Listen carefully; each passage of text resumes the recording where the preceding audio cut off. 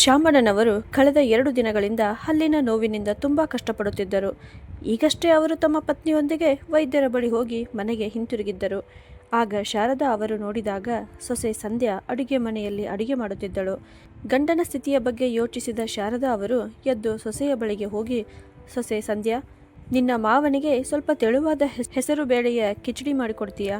ಹಲ್ಲು ನೋವಾಗಿರುವುದರಿಂದ ವೈದ್ಯರು ಅವರಿಗೆ ಮೃದುವಾದ ಆಹಾರ ತಿನ್ನಲು ಹೇಳಿದ್ದಾರೆ. ಈಗ ರೊಟ್ಟಿ ತಿನ್ನಲು ಅವರಿಗೆ ಕಷ್ಟವಾಗುತ್ತದೆ ಎಂದು ತುಂಬ ಸಂಕೋಚದಿಂದ ಹೇಳಿದರು. ಅದಕ್ಕೆ ಸಂಧ್ಯಾ ಸಿಟ್ಟಿನಿಂದ, ಏ ಮುದುಕಿ, ಆದೇಶ ಕೊಡುತ್ತಿರುವ ರೀತಿ ನೋಡಿದರೆ ಹೋಟೆಲ್ನಲ್ಲಿ ವೇಟರ್ಗೆ ಊಟ ಆರ್ಡರ್ ಮಾಡುತ್ತಿರುವಂತೆ ಮಾಡುತ್ತಿರುವೆಯಲ್ಲ. ತೆಳುವಾದ ಕಿಚಡಿ ಬೇಕಂತೆ. ನಾನು ಎಲ್ಲರಿಗೂ ಕೆಲಸ ಮಾಡಲು ಗುತ್ತಿಗೆ ತೆಗೆದುಕೊಂಡಿದ್ದೇನಾ? ಯಾರಾದರೂ ಬಂದು ಬೇಡಿಕೆ ಇಟ್ಟರೆ ಮಾಡಿಕೊಡಬೇಕಾ? ಇಲ್ಲಿಂದ ಹೋಗು, ನನ್ನ ತಲೆಯ ಮೇಲೆ ನಿಂತುಕೊಳ್ಳಬೇಡ, ನನಗೆ ತುಂಬ ಕೆಲಸ ಇದೆ ಎಂದು ಕಟುವಾಗಿ ಉತ್ತರಿಸಿದಳು. ಸೊಸೆಯ ಆ ಮಾತುಗಳನ್ನು ಕೇಳಿ ಶಾರದಾ ಅವರು ಬೆಚ್ಚಿಬಿದ್ದರು. ಅವರ ಕಣ್ಣಿನಿಂದ ಮುತ್ತಿನಂಥ ಕಣ್ಣೀರು ಜಾರಲಾರಂಭಿಸಿತು. ಅವರು ಕಣ್ಣೀರು ಒರೆಸಿಕೊಂಡು ತಲೆ ತಗ್ಗಿಸಿಕೊಂಡೇ ತಮ್ಮ ಕೋಣೆಗೆ ಹಿಂತಿರುಗಿದರು. ಪತ್ನಿಯ ಬೇಸರಗೊಂಡ ಮುಖವನ್ನು ನೋಡಿದ ಶಾಮಣ್ಣನವರಿಗೆ ವಿಷಯ ಅರ್ಥವಾಗಲು ಹೆಚ್ಚು ಸಮಯ ಬೇಕಾಗಲಿಲ್ಲ. ಶಾರದಾ ಏನಾದರೂ ಹೇಳುವ ಮುನ್ನವೇ ಅವರು ಪತ್ನಿಯನ್ನ ತಮ್ಮ ಪಕ್ಕದಲ್ಲಿ ಕುಳ್ಳಿರಿಸಿ ಅವರ ಕೈ ಹಿಡಿದು ಸಮಾಧಾನಪಡಿಸುತ್ತಾ, ಏಕೆ ದುಃಖಪಡುತ್ತೀಯ ಶಾರದಾ? ಇವರಿಗೂ ಮಕ್ಕಳಿದ್ದಾರೆ.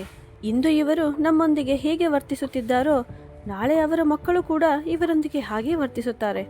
ನಾವು ನಮ್ಮ ತಂದೆ ತಾಯಿಯನ್ನು ಹಗಲು ರಾತ್ರಿ ಸೇವೆ ಮಾಡಿದ್ದರೂ ಇಂದು ನಮ್ಮ ಮಕ್ಕಳಿಂದ ಇಂತಹ ದಿನಗಳನ್ನು ನೋಡಬೇಕಾಗಿದೆ. ಇವರು ನಮ್ಮ ಸೇವೆ ಮಾಡುವುದು ದೂರದ ಮಾತು, ನಮ್ಮೊಂದಿಗೆ ಇಷ್ಟು ಕೆಟ್ಟದಾಗಿ ವರ್ತಿಸುತ್ತಿದ್ದಾರೆ. ಹಾಗಿದ್ದರೆ ಅವರ ಮಕ್ಕಳು ಇವರಿಗೆ ಯಾವ ಯಾವ ದಿನಗಳನ್ನು ತೋರಿಸುತ್ತಾರೋ ಯೋಚಿಸು ಅಂತ ಹೇಳಿದರು. ಅದಕ್ಕೆ ಶಾರದಾ ಅವರು, ಸರಿ ಬಿಡಿ, ಇವರ ಬಗ್ಗೆ ಯೋಚಿಸಬೇಡಿ. ದೇವರ ಕೃಪೆಯಿಂದ ನನ್ನ ಕೈಗಳು ಇನ್ನೂ ಚೆನ್ನಾಗಿಯೇ ಇವೆ. ನಾನು ಸ್ವತಃ ಅಡಿಗೆ ಮಾಡಿಕೊಂಡು ತಿನ್ನಬಹುದು, ನಿಮಗೂ ತಿನ್ನಿಸಬಹುದು. ಆದರೆ ಆ ಸಂಧ್ಯಾ ಎಂಬ ಹೆಂಗಸು ಮಾತ್ರ ನನ್ನನ್ನು ಅಡಿಗೆ ಮನೆಯೊಳಗೆ ಕಾಲಿಡಲು ಬಿಡುವುದಿಲ್ಲ. ನಾನು ಏನೋ ಅಸ್ಪೃಶ್ಯಳಂತೆ ವರ್ತಿಸುತ್ತಾಳೆ. ಅವಳಿಗೆ ಸಂಧ್ಯಾ ಎಂದು ಹೆಸರು ಇಟ್ಟಿದ್ದಾರೆ, ಆದರೆ ಸ್ವಭಾವ ಮಾತ್ರ ಹೆಸರಿಗೆ ಸಂಪೂರ್ಣ ವಿರುದ್ಧವಾಗಿದೆ. ನೀವು ಸ್ವಲ್ಪ ಕಾಯಿರಿ. ಅವಳು ಅಡಿಗೆ ಮುಗಿಸಿ ತನ್ನ ಕೋಣೆಗೆ ಹೋದ ನಂತರ ನಾನು ನಿಮಗಾಗಿ ಬಿಸಿ ಬಿಸಿ ಹೆಸರುಬೇಳೆ ಕಿಚಡಿ ಮಾಡಿ ತರುತ್ತೇನೆ ಅಂತ ಹೇಳಿದರು. ಸ್ವಲ್ಪ ಸಮಯದ ನಂತರ ಸಂಧ್ಯಾ ತನ್ನ ಕೋಣೆಗೆ ಹೋದಳು. ಆಗ ಶಾರದಾ ಅವರು ತಮ್ಮ ಗಂಡ ಶಾಮಣ್ಣನವರಿಗಾಗಿ ಬಿಸಿ ಬಿಸಿಯಾದ ತೆಳುವಾದ ಹೆಸರುಬೇಳೆಯ ಕಿಚಡಿ ಮಾಡಿ ತಂದರು ಮತ್ತು ತುಂಬಾ ಪ್ರೀತಿಯಿಂದ ಅವರಿಗೆ ತಿನ್ನಿಸಿದರು. ಶಾರದಾ ಮತ್ತು ಶಾಮಣ್ಣನವರ ವಿವಾಹಕ್ಕೆ ಸುಮಾರು 35 ವರ್ಷಗಳು ಕಳೆದಿದ್ದವು. ಶಾರದಾ ಅವರ ಮದುವೆ ಶಾಮಣ್ಣನವರೊಂದಿಗೆ ಆಗುವಾಗ ಅವರಿಗೆ ಕೇವಲ 19 ವರ್ಷ ವಯಸ್ಸು. ಅವರು ತುಂಬ ಸಣ್ಣಕಾಯದವರಾಗಿದ್ದರು. ಅವರ ಸ್ವಭಾವ ಅಷ್ಟೊಂದು ಒಳ್ಳೆಯದಾಗಿತ್ತು. ಸೊಸೆಯಾಗಿ ಮನೆಗೆ ಬಂದ ಕೆಲವೇ ದಿನಗಳಲ್ಲಿ ಗಂಡನಿಂದ ಹಿಡಿದು ಅತ್ತೆ ಮಾವನವರೆಗೂ ಎಲ್ಲರ ಮನಸ್ಸು ಗೆದ್ದಿದ್ದರು. ಶಾರದಾ ಅವರು ಚುರುಕು ಮತ್ತು ಚಪಲ ಸ್ವಭಾವದವರಾಗಿದ್ದರು. ಮತ್ತೊಂದೆಡೆ ಶಾಮಣ್ಣನವರು ಗಟ್ಟಿಮುಟ್ಟಾದ ದೇಹ ಹೊಂದಿದ್ದ ಸ್ವಾಭಿಮಾನಿ ಯುವಕನಾಗಿದ್ದರು. ಅವರಿಗೆ ಖಾಸಗಿ ಉದ್ಯೋಗವಿದ್ದಿತ್ತು. ಮದುವೆಯಾದ 2 ವರ್ಷಗಳ ನಂತರ ಶಾರದಾ ಅವರು ಮುದ್ದಾದ ಮಗ ಅಜಿತ್ಗೆ ಜನ್ಮ ನೀಡಿದರು. ಅಜಿತ್ ಹುಟ್ಟಿದ ನಂತರ ಶಾರದಾ ಮತ್ತು ಶಾಮಣ್ಣನವರ ಕುಟುಂಬ ಸಂಪೂರ್ಣವಾದಂತೆ ಅನಿಸಿತು. ಆದರೆ ದುರಾದೃಷ್ಟವಶತ ಅಜಿತ್ ಕೇವಲ 3 ವರ್ಷದವನಾಗಿದ್ದಾಗ ಕ್ಷಯ ರೋಗದಿಂದ ಮೃತಪಟ್ಟನು. ಅಜಿತ್ ಹೋಗುತ್ತಿದ್ದಂತೆಯೇ ಶಾರದಾ ಮತ್ತು ಶಾಮಣ್ಣನವರ ಮನೆಯ ಸಂತೋಷವು ಕಣ್ಮರೆಯಾಯಿತು. ಮನೆಯೆಲ್ಲ ದುಃಖ ಮತ್ತು ನಿಶಬ್ದತೆ ಆವರಿಸಿತು.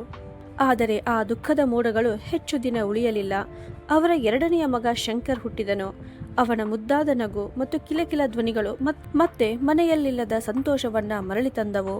ನಂತರ ಶಂಕರ್ ಹುಟ್ಟಿದ 3 ವರ್ಷಗಳ ಬಳಿಕ ಪುಟ್ಟ ಮಗಳು ಪೂಜಾ ಜನಿಸಿದಳು. ಪೂಜಾ ಬಂದ ನಂತರ ಶಾರದಾ ಮತ್ತು ಶಾಮಣ್ಣನವರ ಕುಟುಂಬ ಮತ್ತೊಮ್ಮೆ ಸಂಪೂರ್ಣವಾಯಿತು. ಪುಟ್ಟ ಪೂಜಾ ಮನೆಗೆ ಬಂದ ತಕ್ಷಣವೇ ಅಣ್ಣ ಶಂಕರ್ ಮತ್ತು ತಂದೆ ತಾಯಿಯ ಮುದ್ದಿನ ಆಟಿಕೆಯಾದಳು. ಇಬ್ಬರು ತಮ್ಮ ಮಕ್ಕಳನ್ನು ತುಂಬಾ ಪ್ರೀತಿಯಿಂದ ಬೆಳೆಸಿದರು. ಅವರು ಅಪಾರ ಕಾಳಜಿ ಮತ್ತು ಸ್ನೇಹದಿಂದ ತಮ್ಮ ಕುಟುಂಬವನ್ನು ಕಟ್ಟಿಕೊಂಡಿದ್ದರು. ಶಾಮಣ್ಣನವರಿಗೆ ಖಾಸಗಿ ಉದ್ಯೋಗವಿದ್ದರೂ ಅವರು ಮತ್ತು ಶಾರದಾ ಇಬ್ಬರು ಹನಿಹನಿಯಾಗಿ ಹಣವನ್ನ ಉಳಿಸಿ ತಮ್ಮ ಕನಸಿನ ಮನೆಯನ್ನ ನಿರ್ಮಿಸಿದ್ದರು. ಬಹಳ ಕಷ್ಟಪಟ್ಟು ಸುಂದರವಾದ ದೊಡ್ಡ ಮನೆಯನ್ನ ಕಟ್ಟಿದ್ದರು. ಅದು ಅವರಿಗೆ ಅರಮನೆಗಿಂತ ಕಡಿಮೆ ಇರಲಿಲ್ಲ. ತಮ್ಮ ಮಕ್ಕಳ ಬೆಳವಣಿಗೆಯಲ್ಲಿ ಅವರು ಯಾವತ್ತೂ ಕೊರತೆ ಬಾರದಂತೆ ನೋಡಿಕೊಂಡರು. ಶಂಕರ್ ಮತ್ತು ಪೂಜಾಳ ಶಿಕ್ಷಣಕ್ಕೂ ಹೆಚ್ಚಿನ ಮಹತ್ವ ನೀಡಿದರು. ಬುದ್ಧಿವಂತ ಗೃಹಿಣಿಯಾಗಿದ್ದ ಶಾರದಾ ಅವರು ಗಂಡನ ಸಣ್ಣ ಸಂಬಳದಲ್ಲಿಯೇ ಹಣ ಉಳಿಸಿ ಇಬ್ಬರನ್ನ ಉತ್ತಮ ಶಾಲೆ ಮತ್ತು ಕಾಲೇಜುಗಳಲ್ಲಿ ಓದಿಸಿದರು. ಪೂಜಾ ತನ್ನ ತಾಯಿಯ ಪ್ರತಿಬಿಂಬದಂತಿದ್ದಳು. ಸುಂದರ, ಸೌಮ್ಯ ಮತ್ತು ಸ್ವಲ್ಪ ಚಪಲ ಸ್ವಭಾವದವಳು. ಶಾರದಾ ಮತ್ತು ಶಾಮಣ್ಣನವರು ಮಗನಿಗಿಂತ ಮೊದಲು ಮಗಳ ಮದುವೆ ಮಾಡಬೇಕು ಎಂದುಕೊಂಡಿದ್ದರು. ಅದಕ್ಕಾಗಿ ಪೂಜಾಳಿಗೆ ಒಳ್ಳೆಯ ಕುಟುಂಬದಲ್ಲಿ ವರನನ್ನ ಹುಡುಕಿ ಮದುವೆ ನಿಶ್ಚಯ ಮಾಡಿದರು. 3 ತಿಂಗಳ ನಂತರ ಪೂಜಾಳ ವಿವಾಹ ಧೀರಜ್ ಜೊತೆ ನೆರವೇರಿತು. ಶಾರದಾ ಮತ್ತು ಶಾಮಣ್ಣನವರಿಗೆ ಧೀರಜ್ ಕೇವಲ ಅಳಿಯನಾಗಿರಲಿಲ್ಲ, ಇನ್ನೊಬ್ಬ ಮಗನಂತೆ ಆಗಿದ್ದನು. ಧೀರಜ್ ತುಂಬ ಬುದ್ಧಿವಂತ, ಸಂಸ್ಕಾರವಂತ ಮತ್ತು ಒಳ್ಳೆಯ ಸ್ವಭಾವದ ವ್ಯಕ್ತಿಯಾಗಿದ್ದನು. ಅವನು ಶಾರದಾ ಮತ್ತು ಶಾಮಣ್ಣನವರನ್ನು ತನ್ನ ತಂದೆ ತಾಯಿಯಂತೆ ಗೌರವಿಸುತ್ತಿದ್ದನು. ಧೀರಜ್ ರೈಲ್ವೆಯಲ್ಲಿ ಸರ್ಕಾರಿ ಉದ್ಯೋಗಿಯಾಗಿದ್ದ ಕಾರಣ ಅವನಿಗೆ ಆಗಾಗ ವರ್ಗಾವಣೆ ಆಗುತ್ತಿತ್ತು. ಹೀಗಾಗಿ ಅವರು ಶಾರದಾ ಮತ್ತು ಶಾಮಣ್ಣನವರನ್ನು ಆಗಾಗ ಭೇಟಿ ಮಾಡಲು ಸಾಧ್ಯವಾಗುತ್ತಿರಲಿಲ್ಲ. ಆದರೆ ಅವರ 8 ವರ್ಷದ ಮುದ್ದಾದ ಮಗಳು ಸಾನ್ವಿಗೆ ತನ್ನ ಅಜ್ಜ ಅಜ್ಜಿಯನ್ನು ಭೇಟಿ ಮಾಡುವುದೆಂದರೆ ತುಂಬ ಇಷ್ಟವಾಗಿತ್ತು. ಅವಳು ಯಾವಾಗಲೂ ಅವರ ಮನೆಗೆ ಬರಲು ಉತ್ಸಾಹದಿಂದ ಕಾಯುತ್ತಿರುತ್ತಿದ್ದಳು. ಶಂಕರ್ಗೆ ಖಾಸಗಿ ಉದ್ಯೋಗ ಸಿಕ್ಕ ನಂತರ ಅವನು ತನ್ನ ಇಷ್ಟದ ಹುಡುಗಿ ಸಂಧ್ಯಾಳನ್ನು ಮದುವೆಯಾದನು. ಮದುವೆಗೆ ಮೊದಲು ಶಂಕರ್ ತನ್ನ ತಂದೆ ತಾಯಿಯ ಮುಂದೆ ಸಂಧ್ಯಾಳ ಬಗ್ಗೆ ತುಂಬಾ ಒಳ್ಳೆಯ ಚಿತ್ರಣ ನೀಡಿದ್ದನು. ಅದರಿಂದ ಶಾರದಾ ಮತ್ತು ಶಾಮಣ್ಣನವರಿಗೆ ಸೊಸೆ ಬಂದರೆ ಮನೆಯ ಸಂತೋಷ ಇನ್ನಷ್ಟು ಹೆಚ್ಚುತ್ತದೆ ಎಂದು ಅನಿಸಿತು. ಆದರೆ ನಡೆದದ್ದು ಅದರ ವಿರುದ್ಧವಾಗಿತ್ತು. ಸಂಧ್ಯಾ ಮನೆಗೆ ಬಂದ ನಂತರ ಮನೆಯಲ್ಲಿದ್ದ ಎಲ್ಲ ಬಣ್ಣಗಳು ಮಂಕಾದಂತಾಯಿತು. ಅವಳ ಹೆಸರು ಎಷ್ಟು ಮಧುರವಾಗಿತ್ತೋ ಅವಳ ಸ್ವಭಾವ ಅಷ್ಟೇ ವಿರುದ್ಧವಾಗಿತ್ತು. ಅವಳು ಕಠಿಣ ಹೃದಯದವಳು, ನಿರ್ದಯಿ ಮತ್ತು ತುಂಬ ಅಸಭ್ಯಳಾಗಿದ್ದಳು. ಅತ್ತೆ ಮಾವರಿಗೆ ಗೌರವ ಕೊಡುವುದು ದೂರದ ಮಾತು. ಅವರೊಂದಿಗೆ ಅವಳು ಹೀಗೆ ವರ್ತಿಸುತ್ತಿದ್ದಳು. ಶಾರದಾ ಅವರು ತನ್ನ ಅತ್ತೆಯಲ್ಲ, ಶತ್ರು ಎಂಬಂತೆ. ಆ ದಿನವೂ ಸಂಧ್ಯಾ ಕೋಪದಿಂದ ಕೆಂಪಾಗಿದ್ದಳು. ಅವಳು ತನ್ನ ಗಂಡ ಮನೆಗೆ ಬರುವುದನ್ನೇ ಕಾಯುತ್ತಿದ್ದಳು. ಶಂಕರ್ ಆಫೀಸ್ನಿಂದ ಮನೆಗೆ ಬಂದ ತಕ್ಷಣವೇ ಅವನ ಮೇಲೆ ಸಿಡಿಯಲು ಆರಂಭಿಸಿದಳು. ಏನು ಸಾರ್, ನಿಮ್ಮ ವಯಸ್ಸಾದ ಅಪ್ಪ ಅಮ್ಮ ನನಗೆ ಏನು ಅಂತ ಅಂದುಕೊಂಡಿದ್ದಾರೆ? ನಾನು ಏನಾದರೂ ಈ ಮನೆಯ ಕೆಲಸದವಳ ಅಥವಾ ಅಲ್ಲಾವುದ್ದೀನನ ಮಾಯಾದೀಪದಿಂದ ಬಂದ ಜಿನ್ನ? ಯಾವಾಗ ನೋಡಿದರೂ ನಿಮ್ಮ ವಯಸ್ಸಾದ ಅಪ್ಪ ಅಮ್ಮ ಹೊಸ ಹೊಸ ತಿಂಡಿಗಳ ಬೇಡಿಕೆಗಳನ್ನೇ ನನ್ನ ಮುಂದೆ ಇಡುತ್ತಾರೆ ಅಂದಳು. ಶಂಕರ್ ಕೂಡ ಹೆಂಡತಿಯ ಕಟುವಾದ ಮಾತುಗಳನ್ನು ಮೌನವಾಗಿ ಕೇಳುತ್ತಾ ನಿಂತಿದ್ದನು. ಸಂಧ್ಯಾ ಮತ್ತೆ ಮುಂದುವರೆದು, ಮದುವೆಗೆ ಮೊದಲು ನೀವು ನನಗೆ ಏನು ಹೇಳಿದ್ದೀರಿ? ಸಂಧ್ಯಾ ಡಾರ್ಲಿಂಗ್, ನೀನೇ ನನ್ನ ಹೃದಯದ ರಾಣಿ. ನಿನ್ನನ್ನು ನಾನು ಮನೆಯಲ್ಲಿ ರಾಣಿಯಂತೆ ಇಡುತ್ತೇನೆ. ನಿನಗಾಗಿ ಚಂದ್ರ ನಕ್ಷತ್ರಗಳನ್ನೇ ತಂದುಕೊಡುತ್ತೇನೆ ಅಂತ ಹೇಳಿದ್ದೀರಿ. ಆದರೆ ಇಲ್ಲಿ ನೋಡಿ, ರಾಣಿಯನ್ನಾಗಿ ಇಡುವ ಬದಲು ಕೆಲಸದವಳನ್ನಾಗಿ ಮಾಡಿದ್ದೀರಿ. ನಾನು ಒಬ್ಬಳೇ ಎಷ್ಟು ಕೆಲಸ ಮಾಡಲಿ? ನಿಮ್ಮ ಕೆಲಸ ಮಾಡಲ? ನಿಮ್ಮ 2 ಮಕ್ಕಳನ್ನ ನೋಡಿಕೊಳ್ಳಲ? ಅಥವಾ ಆ 2 ವೃದ್ಧರ ಸೇವೆ ಮಾಡಲ? ಇಲ್ಲವೇ ಅವರ ಎಲ್ಲ ಬೇಡಿಕೆಗಳನ್ನು ಪೂರೈಸಲ ಅಂತ ಹೇಳಿದಳು. ಅದಕ್ಕೆ ಶಂಕರ್ ಹೆದರುತ್ತಾ, ಸಂಧ್ಯಾ ಡಾರ್ಲಿಂಗ್, ನೀನು ಏಕೆ ಇಷ್ಟು ಕೋಪ ಮಾಡಿಕೊಳ್ಳುತ್ತೀಯ? ಅಮ್ಮ ಇದ್ದಾರಲ್ಲ, ನೀನು ಅಮ್ಮನಿಂದ ಕೆಲಸ ಮಾಡಿಸಿಕೊಳ್ಳಬಹುದಲ್ಲ? ಆ 2 ಮುದುಕ ಮುದುಕಿಯರು ದಿನವಿಡೀ ತಿಂದು ಕುಡಿದು ಹಾಸಿಗೆಯ ಮೇಲೇ ಬಿದ್ದಿರುತ್ತಾರೆ ಅಲ್ಲವೇ ಎಂದು ಹೇಳಿದನು. ಗಂಡನ ಮಾತು ಕೇಳಿದ ಸಂಧ್ಯಾ ಮತ್ತೆ ಕೋಪದಿಂದ ಕಣ್ಣು ತೋರಿಸುತ್ತಾ, ಇಲ್ಲ ಸರ್, ನನಗೆ ಅವರ ಕೆಲಸವೂ ಮಾಡಬೇಕಿಲ್ಲ, ಅವರಿಂದ ನನ್ನ ಕೆಲಸವೂ ಮಾಡಿಸಿಕೊಳ್ಳಬೇಕಿಲ್ಲ. ಏನು ಬಯಸುತ್ತೀರಿ? ಅವರಿಂದ ಕೆಲಸ ಮಾಡಿಸಿ ನನ್ನ ಕೆಲಸ ಹಾಳು ಮಾಡಿಕೊಳ್ಳಬೇಕಾ? ನಿಮ್ಮ ಒಂದು ಮಾತನ್ನು ನಾನು ಕೇಳುವುದಿಲ್ಲ ಎಂದು ಸ್ಪಷ್ಟವಾಗಿ ಹೇಳುತ್ತಿದ್ದೇನೆ. ಇಲ್ಲವೇ ಆ 2 ವೃದ್ಧರ ಅಡುಗೆ ವ್ಯವಸ್ಥೆಯನ್ನು ಬೇರೆ ಮಾಡಿಸಿ. ಇಲ್ಲದಿದ್ದರೆ ನಾನು ನನ್ನ ತವರು ಮನೆಗೆ ಹೋಗಿಬಿಡುತ್ತೇನೆ. ಅದು ಒಬ್ಬಳೇ ಹೋಗುತ್ತೇನೆ. ನಂತರ ನಿಮ್ಮಿಬ್ಬರು ಮಕ್ಕಳನ್ನು ಮತ್ತು ನಿಮ್ಮ ವಿಚಿತ್ರ ಅಪ್ಪ ಅಮ್ಮನನ್ನು ನೀವೇ ನೋಡಿಕೊಳ್ಳಿ ಅಂತ ಹೇಳಿದಳು. ಅದಕ್ಕೆ ಶಂಕರ್, ಸರಿ, ಶಾಂತವಾಗು ಸಂಧ್ಯಾ, ಕೋಪ ಬಿಡು ನನ್ನ ಪ್ರಿಯ ಹೆಂಡತಿಯೇ. ನಾನು ಈಗಲೇ ಅವರ ವಿಷಯವನ್ನು ನೋಡಿಕೊಳ್ಳುತ್ತೇನೆ. ನನ್ನ ಜೊತೆ ಬಾ ಅಂತ ಹೇಳಿದನು. ನಂತರ ಸಂಧ್ಯಾ ಮತ್ತು ಶಂಕರ್ ಇಬ್ಬರು ಕೋಪದಿಂದ ಶಾರದಾ ಮತ್ತು ಶಾಮಣ್ಣನವರ ಕೋಣೆಯ ಕಡೆ ಹೋದರು. ಸ್ವಲ್ಪ ಹೊತ್ತಿನ ಹಿಂದೆಯಷ್ಟೇ ಹೆಂಡತಿಯ ಮಾತುಗಳನ್ನು ಹೆದರಿದ ಬೆಕ್ಕಿನಂತೆ ಮೌನವಾಗಿ ಕೇಳುತ್ತಿದ್ದ ಶಂಕರ್ ಈಗ ತನ್ನ ತಂದೆ ತಾಯಿಯ ಮುಂದೆ ಸಿಂಹದಂತೆ ಗರ್ಜಿಸುತ್ತಾ, ನಿಮ್ಮಿಬ್ಬರಿಗೆ ಕೊನೆಗೂ ಏನು ಸಮಸ್ಯೆ? ನಮ್ಮನ್ನು ಏಕೆ ನೆಮ್ಮದಿಯಾಗಿ ಬದುಕಲು ಬಿಡುವುದಿಲ್ಲ? ನೀವು ಸಂಧ್ಯಾಳ ಬಗ್ಗೆ ಏಕೆ ಇಷ್ಟು ಅಸೂಯೆ ಪಡುತ್ತೀರಿ? ನಾನು ನಿಮ್ಮ ಇಷ್ಟದ ಹುಡುಗಿಯನ್ನ ಮದುವೆಯಾಗಿದ್ದರೆ ನೀವು ಇಬ್ಬರು ತುಂಬ ಸಂತೋಷವಾಗಿರುತ್ತಿದ್ದೀರಿ ಅಲ್ಲವೇ? ಆದರೆ ನಾನು ನನ್ನ ಇಷ್ಟದ ಹುಡುಗಿಯನ್ನ ಮದುವೆಯಾಗಿ ಮನೆಗೆ ತಂದಿದ್ದೇನೆ. ಅದಕ್ಕೆ ನೀವು ಅವಳನ್ನು ಯಾವಾಗಲೂ ಕಾಡುತ್ತಿರುತ್ತೀರಿ ಅಂತ ಹೇಳಿದನು. ಶಂಕರನ ಮಾತುಗಳನ್ನು ಕೇಳಿ ಶಾರದಾ ಮತ್ತು ಶಾಮಣ್ಣ ಇಬ್ಬರು ಬೆಚ್ಚಿಬಿದ್ದರು. ಶಾಮಣ್ಣನವರು ದುಃಖದಿಂದ, ಮಗನೇ, ನೀನು ನಮ್ಮ ಮೇಲೆ ಇಂತಹ ಆರೋಪಗಳನ್ನು ಹೇಗೆ ಮಾಡುತ್ತೀಯಾ? ನೀನು ನಮ್ಮ ಒಬ್ಬನೇ ಮಗ. ನಾವು ನಿನ್ನ ಮೇಲೆಯೋ ಅಥವಾ ಸೊಸೆಯ ಮೇಲೆಯೋ ಏಕೆ ಅಸೂಯೆ ಪಡಬೇಕು ಅಂತ ಹೇಳಿದರು. ಅದಕ್ಕೆ ಶಾರದಾ ಅವರು, ಮಗನೇ, ನಾವು ಇಬ್ಬರು ಸೊಸೆಗೆ ಯಾವತ್ತೂ ತೊಂದರೆ ಕೊಟ್ಟಿಲ್ಲ ಅಂತ ಹೇಳಿದರು. ಅತ್ತೆಯ ಮಾತು ಕೇಳಿದ ಸಂಧ್ಯಾ ವ್ಯಂಗ್ಯವಾಗಿ, ಅಯ್ಯೋ ಶಂಕರ್, ನೋಡಿ, ನಿಮ್ಮ ಮುಂದೆ ಎಷ್ಟು ಒಳ್ಳೆಯವರಂತೆ ನಟಿಸುತ್ತಿದ್ದಾರೆ ಅಂತ ಹೇಳಿದಳು. ಶಂಕರ್ ಮತ್ತೆ ಜೋರಾಗಿ ಕೂಗಿದನು, ಇವಳು ಇಡೀ ಮನೆಯ ಜವಾಬ್ದಾರಿಯನ್ನ ನೋಡಿಕೊಳ್ಳುತ್ತಿದ್ದಾಳೆ. ಇನ್ನೇನು ಬೇಕು ನಿಮಗೆ? ಸಾಕು, ನಾನು ಈಗ ಒಂದು ನಿರ್ಧಾರ ಮಾಡಿದ್ದೇನೆ. ನಾಳೆಯಿಂದ ನೀವು ನಿಮ್ಮ ಅಡುಗೆಯನ್ನ ಬೇರೆ ಮಾಡಿಕೊಳ್ಳಿ. ನಂತರ ನೀವು ಕಿಚಡಿ ತಿನ್ನಿ, ಗಂಜಿ ತಿನ್ನಿ, ಸೊಪ್ಪು ತಿನ್ನಿ ಅಥವಾ ರೊಟ್ಟಿ ತಿನ್ನಿ, ನಮಗೆ ಯಾವುದೂ ಸಂಬಂಧವಿಲ್ಲ ಅಂತ. ತಮ್ಮ ಮಗನ ಬಾಯಿಯಿಂದ ಇಂತಹ ಮಾತುಗಳನ್ನು ಕೇಳಿ ಆ ವೃದ್ಧ ತಂದೆ ತಾಯಿಗೆ ದೊಡ್ಡ ಆಘಾತವಾಯಿತು. ಆ ಕ್ಷಣದಲ್ಲಿ ಅವರಿಗೆ ತಾವು ಅನಾಥರಾಗಿರುವಂತೆ, ಯಾರಿಗೂ ಸೇರಿದವರಂತೆ ಅನಿಸಿತು. ಇಬ್ಬರ ಕಣ್ಣುಗಳಲ್ಲಿಯೂ ಕಣ್ಣೀರು ತುಂಬಿಕೊಂಡಿತು. ಶಾರದ ಅವರು ತಮ್ಮನ್ನು ತಾವು ನಿಯಂತ್ರಿಸಿಕೊಳ್ಳಲಾಗದೆ ಅಳುತ್ತಾ, ಮಗನೇ, ನೀನು ಏನು ಹೇಳುತ್ತಿದ್ದಿ ಎಂದು ನಿನಗೆ ಅರಿವು ಇದೆಯೇ? ಈ ವಯಸ್ಸಿನಲ್ಲಿ ನಮ್ಮನ್ನು ಬೇರೆ ಅಡಿಗೆ ಮಾಡಿಕೊಳ್ಳಲು ಹೇಳುತ್ತಿದ್ದೀಯಾ? ನಾವು ಜೀವನ ಪೂರ್ತಿ ದುಡಿದು ಗಳಿಸಿದ ಎಲ್ಲವನ್ನೂ ಈ ಮನೆಗೆ ಮತ್ತು ನಿನ್ನ ಉತ್ತಮ ಭವಿಷ್ಯಕ್ಕಾಗಿ ಖರ್ಚು ಮಾಡಿದ್ದೇವೆ. ನಿನ್ನ ಓದು, ನಿನ್ನ ಮದುವೆ, ನಿನ್ನ ಬೆಳವಣಿಗೆಗಾಗಿ ಎಲ್ಲವನ್ನ ಸಮರ್ಪಿಸಿದ್ದೇವೆ. ಈಗ ಈ ಮುಪ್ಪಿನಲ್ಲಿ ನಮ್ಮ ಖರ್ಚನ್ನು ನಾವು ಹೇಗೆ ನಿಭಾಯಿಸಬೇಕು ಅಂತ ಹೇಳಿದರು. ಅದಕ್ಕೆ ಶಂಕರ್ ನಿರ್ದಯವಾಗಿ, ನನಗೆ ಏನು ಗೊತ್ತಿಲ್ಲ. ನಾಳೆಯಿಂದ ಸಂಧ್ಯಾ ನಿಮಗಾಗಿ ಅಡಿಗೆ ಮಾಡುವುದಿಲ್ಲ. ಹಾಗೆಯೇ ಈ ವಯಸ್ಸಿನಲ್ಲಿ ನಿಮಗೆ ಎಷ್ಟು ಖರ್ಚು ಇರಬಹುದು? ನಿಮಗೆ ಅಷ್ಟೊಂದು ಹಣ ಏಕೆ ಬೇಕು? ದೇವರ ನಾಮ ಜಪಿಸಿ ಸುಮ್ಮನಿರಿ ಅಂತ ಹೇಳಿ ನಂತರ ಅವನು ತನ್ನ ಹೆಂಡತಿಯ ಕಡೆ ತಿರುಗಿ, ಸಂಧ್ಯಾ, ಮನೆಯಲ್ಲಿರುವ ಹಳೆಯ ಪಾತ್ರೆಗಳಲ್ಲಿ ಕೆಲವು ಪಾತ್ರೆಗಳನ್ನು ಮತ್ತು ಹಳೆಯ ಚಿಕ್ಕ ಗ್ಯಾಸ್ ಸ್ಟವ್ ಅನ್ನ ಇವರಿಗೆ ಕೊಡು. ಸದ್ಯಕ್ಕೆ ಸ್ವಲ್ಪ ಹಿಟ್ಟು, ಅಕ್ಕಿ ಮುಂತಾದವುಗಳನ್ನು ಕೊಡು. ಮುಂದೆ ಏನು ಮಾಡಬೇಕು ಎಂದು ನಂತರ ನೋಡೋಣ ಅಂತ ಹೇಳಿದನು. ಹೀಗೆ ತನ್ನ ವೃದ್ಧ ತಂದೆ ತಾಯಿಗೆ ಆದೇಶ ನೀಡಿ ಶಂಕರ್ ತನ್ನ ಹೆಂಡತಿಯ ಕೈ ಹಿಡಿದು ಅಲ್ಲಿಂದ ಹೊರಟು ಹೋದನು. ಹಿಂದೆ ಉಳಿದಿದ್ದು ಕಣ್ಣೀರಿನಿಂದ ತುಂಬಿದ್ದ ಕಣ್ಣುಗಳು ಮತ್ತು ನೋವಿನಿಂದ ತುಂಬಿದ್ದ 2 ಹೃದಯಗಳು ಮಾತ್ರ. ತಮ್ಮ ಒಬ್ಬನೇ ಮಗನ ಪ್ರತಿಯೊಂದು ಆಸೆ, ಪ್ರತಿಯೊಂದು ಬೇಡಿಕೆಯನ್ನ ಇದುವರೆಗೆ ಪೂರೈಸಿದ್ದ ಆ ತಂದೆ ತಾಯಿ ಮಧ್ಯಮ ವರ್ಗದ ಎಲ್ಲಾ ಪೋಷಕರಂತೆ ತಮ್ಮ ಕೈಲಾದಷ್ಟು ಅವನಿಗೆ ಎಲ್ಲಾ ಸಂತೋಷಗಳನ್ನು ನೀಡಲು ಪ್ರಯತ್ನಿಸಿದ್ದರು. ಶಂಕರ್ ಹೇಳಿದಂತೆ ಸಂಧ್ಯಾ ಕೆಲವು ಹಳೆಯ ಪಾತ್ರೆಗಳು, ಒಂದು ಹಳೆಯ ಗ್ಯಾಸ್ ಸ್ಟವ್ ಮತ್ತು ಸ್ವಲ್ಪ ಆಹಾರ ಸಾಮಗ್ರಿಗಳನ್ನು ತಂದು ಅವರ ಕೋಣೆಯಲ್ಲಿ ಎಸೆದು ಹೋಗಿಬಿಟ್ಟಳು. ಮರುದಿನದಿಂದ ಆ ವೃದ್ಧ ದಂಪತಿ ತಮ್ಮ ಅಡಿಗೆಯನ್ನು ತಾವೇ ಹೇಗೋ ಮಾಡಿಕೊಂಡು ಬದುಕಲು ಆರಂಭಿಸಿದರು. ಆದರೆ ಅದರಿಂದಲೂ ಸಂಧ್ಯಾಳಿಗೆ ಸಮಾಧಾನ ಸಿಗಲಿಲ್ಲ. ಅವಳು ಇನ್ನೂ ಶಾರದಾ ಅವರಿಗೆ ತೊಂದರೆ ಕೊಡುವುದನ್ನು ಕಡಿಮೆ ಮಾಡಲಿಲ್ಲ. ಒಂದು ದಿನ ಶಾರದಾ ಅವರು ಕಷ್ಟಪಟ್ಟು ತಮ್ಮ ಬಟ್ಟೆಗಳನ್ನು ತೊಳೆದು ಹೊರಗಿನ ಅಂಗಳದಲ್ಲಿದ್ದ ಹಗ್ಗದ ಮೇಲೆ ಒಣಗಿಸಲು ಹಾಕುತ್ತಿದ್ದರು. ಆಗ ಸಂಧ್ಯಾಳು ತನ್ನ ತೊಳೆದ ಬಟ್ಟೆಗಳ ಬುಟ್ಟಿಯನ್ನ ತೆಗೆದುಕೊಂಡು ಬಂದು ಶಾರದಾ ಅವರ ಬಟ್ಟೆಗಳನ್ನು ಹಗ್ಗದಿಂದ ಕೆಳಗೆ ಎಸೆದು ಬಿಟ್ಟಳು. ನಂತರ ಅವಳು, ಏ ಮುದುಕಿ, ನಾನು ಈಗ ತಾನೇ ಬಟ್ಟೆ ತೊಳೆದುಕೊಂಡು ಬಂದಿದ್ದೇನೆ. ಇಡೀ ಹಗ್ಗದ ಮೇಲೆ ನೀನೇ ನಿನ್ನ ಬಟ್ಟೆಗಳನ್ನು ಹಾಕಿಕೊಂಡರೆ ನಾನು ನನ್ನ ಬಟ್ಟೆಗಳನ್ನು ಏನೋ ನಿನ್ನ ತಲೆಯ ಮೇಲೆ ಒಣಗಿಸಬೇಕಾ ಅಂತ ಕೇಳಿದಳು. ಸಂಧ್ಯಾಳ ಈ ಅಸಭ್ಯ ವರ್ತನೆಯಿಂದ ಶಾರದಾ ಅವರಿಗೆ ತುಂಬಾ ಕೋಪ ಬಂದರೂ ಅವರು ತಮ್ಮ ಕೋಪವನ್ನು ನಿಯಂತ್ರಿಸಿಕೊಂಡರು. ಕೆಳಗೆ ಬಿದ್ದಿದ್ದ ಬಟ್ಟೆಗಳನ್ನು ಎತ್ತಿಕೊಂಡು ಮತ್ತೆ ತೊಳೆದು ಆ ಬಾರಿ ಮನೆಯ ಮೇಲ್ಛಾವಣಿಗೆ ಹೋಗಿ ಒಣಗಿಸಲು ಹಾಕಿದರು.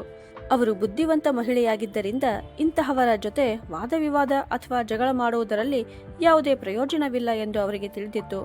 ಮರುದಿನ ಶಾರದಾ ಅವರು ಅಂಗಳದಲ್ಲಿ ನೀರಿನ ಟ್ಯಾಂಕನ್ ಬಳಿ ತಮ್ಮ ಊಟದ ಪಾತ್ರೆಗಳನ್ನು ತೊಳೆಯಲು ಕುಳಿತಿದ್ದರು. ಆಗ ಸಂಧ್ಯಾ ಮತ್ತೆ ಅವರನ್ನ ನೋಡಿ ತನ್ನ ಪಾತ್ರೆಗಳನ್ನು ತೆಗೆದುಕೊಂಡು ಅಲ್ಲಿಗೆ ಓಡಿ ಬಂದಳು. ಏ ಮುದುಕಿ, ಎದ್ದು ಹೋಗು, ಮೊದಲು ನಾನು ಪಾತ್ರೆ ತೊಳೆಯುತ್ತೇನೆ, ನೀನು ನನ್ನ ನಂತರ ತೊಳೆದುಕೋ ಎಂದು ಅವಳು ಹೇಳಿದಳು. ಅದಕ್ಕೆ ಶಾರದಾ ಅವರು ಶಾಂತವಾಗಿ, ಸೊಸೆ, ನೀನು ನಿನ್ನ ಅಡಿಗೆ ಮನೆಯಲ್ಲಿ ಸಿಂಕಿನಲ್ಲಿ ಪಾತ್ರೆ ತೊಳೆಯಬಹುದಲ್ಲ, ಇಲ್ಲಿ ನನಗೆ ತೊಳೆಯಲು ಬಿಡು ಎಂದರು. ಆದರೆ ಸಂಧ್ಯಾ ಮುಖ ಸಿಂಡಿಸಿಕೊಂಡು, ಏ ಮುದುಕಿ, ನೀನು ಹೇಳಿದಂತೆ ಕುಣಿಯಲು ನಾನು ನಿನ್ನ ಗುಲಾಮಳಲ್ಲ, ನೀನು ಹೇಳಿದ ಜಾಗದಲ್ಲೇ ಪಾತ್ರೆ ತೊಳೆಯಬೇಕಾ ಎಂದು ಉತ್ತರಿಸಿದಳು. ಆ ಮಾತುಗಳನ್ನು ಕೇಳಿ ಶಾರದಾ ಅವರು ಮತ್ತೊಮ್ಮೆ ತಮ್ಮ ಕೋಪವನ್ನು ನುಂಗಿಕೊಂಡರು. ಸಂಧ್ಯಾ ಯಾವಾಗಲೂ ಹೀಗೆ ಮಾಡುತ್ತಿದ್ದಳು. ಶಾರದಾ ಅವರು ಏನು ಮಾಡಿದರೂ ಅದನ್ನೇ ಅನುಕರಿಸಿ ತೊಂದರೆ ಕೊಡುತ್ತಿದ್ದಳು. ಶಾರದಾ ಅವರು ಬಟ್ಟೆ ತೊಳೆದರೆ ಅವಳು ಬಟ್ಟೆ ತೊಳೆಯಲು ಬರುತ್ತಿದ್ದಳು, ಪಾತ್ರೆ ತೊಳೆದರೆ ಅವಳು ಅದೇ ಕೆಲಸಕ್ಕೆ ಬರುತ್ತಿದ್ದಳು. ತನ್ನ ಅತ್ತೆಯೊಂದಿಗೆ ಯಾವುದೋ ಸ್ಪರ್ಧೆಯಲ್ಲಿರುವಂತೆ ವರ್ತಿಸುತ್ತಿದ್ದಳು. ಇವೆಲ್ಲವನ್ನ ಮಾಡಿ ಅವಳಿಗೆ ಏನು ಸಂತೋಷ ಸಿಗುತ್ತಿತ್ತೋ ಯಾರಿಗೂ ಅರ್ಥವಾಗುತ್ತಿರಲಿಲ್ಲ. ಸಂಧ್ಯಾ ಕೊಟ್ಟಿದ್ದ ಆಹಾರ ಸಾಮಗ್ರಿಗಳು ಈಗ ಮುಗಿದು ಹೋಗಿದ್ದವು. ಒಂದು ದಿನ ಶಾರದಾ ಅವರು ತಮ್ಮ ಪತಿಗೆ, ನೋಡಿ, ಎಲ್ಲಾ ಡಬ್ಬಿಗಳು ಖಾಲಿಯಾಗಿವೆ. ಸಂಧ್ಯಾ ಮತ್ತೆ ಯಾವುದೇ ಸಾಮಗ್ರಿ ಕೊಡಲಿಲ್ಲ, ಶಂಕರ್ ಕೂಡ ಹಣ ಕೊಡಲಿಲ್ಲ ಅಂತ ಹೇಳಿದರು. ಅದಕ್ಕೆ ಶಾಮಣ್ಣನವರು ನೋವಿನಿಂದ, ಶಾರದಾ, ಅವರಿಗೆ ನಮ್ಮ ಬಗ್ಗೆ ಅಷ್ಟೊಂದು ಕಾಳಜಿ ಇದ್ದಿದ್ದರೆ ನಮ್ಮನ್ನು ಬೇರ್ಪಡಿಸುತ್ತಿದ್ದರಾ ಅಂತ ಹೇಳಿದರು. ಅದಕ್ಕೆ ಶಾರದಾ ಅವರು, ಆದರೆ ಶಂಕರ್ ನಮಗೆ ಖರ್ಚಿಗೆ ಹಣ ಕೊಡುತ್ತೇನೆ ಎಂದು ಹೇಳಿದ್ದ, ಈಗ ನಮ್ಮ ಸಾಮಗ್ರಿ ಮುಗಿದು ಹೋಗಿದೆ ಎಂದು ಅವನಿಗೆ ಹೇಳಬೇಕು. ಅವನು ಹಣ ಕೊಡಲಿ ಅಥವಾ ಸಾಮಗ್ರಿ ಕೊಡಲಿ ಅಂತ ಹೇಳಿದರು. ಶಾಮಣ್ಣನವರು ಅವರು ಒಪ್ಪಿಕೊಂಡು, ಸರಿ, ಒಮ್ಮೆ ಅವನ ಜೊತೆ ಮಾತನಾಡು ಎಂದರು. ಆ ಸಂಜೆ ಶಂಕರ್ ಆಫೀಸ್ನಿಂದ ಮನೆಗೆ ಬಂದ ನಂತರ ಶಾರದಾ ಅವರು ತಮ್ಮ ಪರಿಸ್ಥಿತಿಯನ್ನ ವಿವರಿಸುತ್ತಾ, ಮಗನೇ, ನಮ್ಮ ಆಹಾರ ಸಾಮಗ್ರಿಗಳೆಲ್ಲ ಮುಗಿದು ಹೋಗಿವೆ, ಎಲ್ಲ ಡಬ್ಬಿಗಳು ಖಾಲಿಯಾಗಿವೆ. ಸಂಧ್ಯಾಳಿಂದ ಸ್ವಲ್ಪ ಸಾಮಗ್ರಿ ಕೊಡಿಸು ಅಥವಾ ಸ್ವಲ್ಪ ಹಣ ಕೊಡು, ನಾನು ಸ್ವತಃ ಹೋಗಿ ಸಾಮಗ್ರಿ ತಂದುಕೊಳ್ಳುತ್ತೇನೆ ಅಂತ ಹೇಳಿದರು. ತಾಯಿಯ ಮಾತು ಕೇಳಿದ ಶಂಕರ್ ಅವಮಾನಕರ ಧ್ವನಿಯಲ್ಲಿ, ಇಷ್ಟು ಬೇಗ ಎಲ್ಲ ಮುಗಿಸಿಬಿಟ್ಟಿರಾ? ಅಷ್ಟು ಸಾಮಗ್ರಿ ಕೊಟ್ಟಿದ್ದೆವು. ಈಗ ನನಗೆ ನಿಮ್ಮ ತಂತ್ರ ಅರ್ಥವಾಗಿದೆ. ಸಾಮಗ್ರಿ ಎಂಬ ನೆಪದಲ್ಲಿ ನಿಮಗೆ ಹಣ ಬೇಕು, ಮೋಜು ಮಸ್ತಿ ಮಾಡಲು ಬೇಕು ಅಲ್ವಾ? ನಿಮ್ಮ ಐಷಾರಾಮಿ ಜೀವನಕ್ಕಾಗಿ ನನ್ನ ಬಳಿ ಹೆಚ್ಚುವರಿ ಹಣವಿಲ್ಲ. ಹಾಗೆಯೇ ಸಂಧ್ಯಾಳು ಇನ್ನು ಮುಂದೆ ತನ್ನ ಅಡುಗೆ ಮನೆಯಿಂದ ನಿಮಗೆ ಒಂದು ಅಕ್ಕಿ ಕಾಳನ್ನು ಕೊಡುವುದಿಲ್ಲ. ಈಗ ನನ್ನ ತಲೆಯ ಮೇಲೆ ನಿಂತುಕೊಳ್ಳಬೇಡಿ, ನಾನು ಈಗ ತಾನೇ ಆಫೀಸ್ನಿಂದ ಬಂದಿದ್ದೇನೆ, ಕಾಣುತ್ತಿಲ್ಲವೇ? ಸ್ವಲ್ಪ ನೆಮ್ಮದಿಯಾಗಿ ಉಸಿರಾಡಲು ಬಿಡಿ ಅಂತ ಹೇಳಿದನು. ತಮ್ಮ ಮಗನ ಬಾಯಿಂದ ಇಂತಹ ಕಟುವಾದ ಮತ್ತು ಅವಮಾನಕರ ಮಾತುಗಳನ್ನು ಕೇಳಿದ ಶಾರದಾ ಅವರಿಗೆ ಕಣ್ಣೀರು ತಡೆಯಲಾಗಲಿಲ್ಲ. ಮಗನ ಅವಹೇಳನದ ಮಾತುಗಳು ಕೇಳಿದ ನಂತರ ಅವರಲ್ಲಿ ಮುಂದೆ ಏನನ್ನು ಹೇಳುವ ಧೈರ್ಯವೇ ಉಳಿಯಲಿಲ್ಲ. ಅವರ ಸ್ಥಿತಿ ಎಷ್ಟು ದುಃಖಕರವಾಗಿತ್ತು ಎಂದರೆ ಅವರ ರಕ್ತವೇ ಹೆಪ್ಪುಗಟ್ಟಿದಂತಾಗಿತ್ತು. ಅಳುತ್ತಾ ಅವರು ತಮ್ಮ ಕೋಣೆಗೆ ಹಿಂತಿರುಗಿ ನಡೆದ ಎಲ್ಲ ಸಂಗತಿಗಳನ್ನು ಶಾಮಣ್ಣನವರಿಗೆ ತಿಳಿಸಿದರು. ಶಾಮಣ್ಣನವರು ಪತ್ನಿಯನ್ನ ಪ್ರೀತಿಯಿಂದ ಸಮಾಧಾನಪಡಿಸಿ, ಶಾರದಾ, ನಿನ್ನ ಗಂಡ ಇನ್ನೂ ಬದುಕಿದ್ದಾನೆ, ನೀನು ಚಿಂತಿಸಬೇಡ. ಇಂತಹ ಮಕ್ಕಳ ಕಾರಣದಿಂದ ನಾನು ನಿನ್ನನ್ನು ಅಳಲು ಬಿಡುವುದಿಲ್ಲ, ಹಸಿವಿನಿಂದ ಸಾಯಲು ಬಿಡುವುದಿಲ್ಲ. ಸದ್ಯಕ್ಕೆ ನಮ್ಮ ಬಳಿ ಇನ್ನೂ 2 ಹೊತ್ತಿನ ಊಟಕ್ಕೆ ಸಾಕಾಗುವಷ್ಟು ಆಹಾರ ಇದೆ. ನೀನು ದೇವರ ಹೆಸರನ್ನ ಹೇಳಿಕೊಂಡು ನೆಮ್ಮದಿಯಾಗಿ ಅಡುಗೆ ಮಾಡು.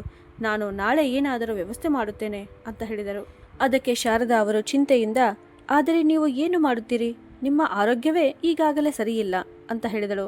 ಶಾಮಣ್ಣನವರು ಉತ್ತರಿಸಿದರು, ಶಾರದಾ, ಉಸಿರು ಇರುವವರೆಗೂ ನಾವು ಹಸಿವಿನಿಂದ ಸಾಯಲು ಆಗುವುದಿಲ್ಲ.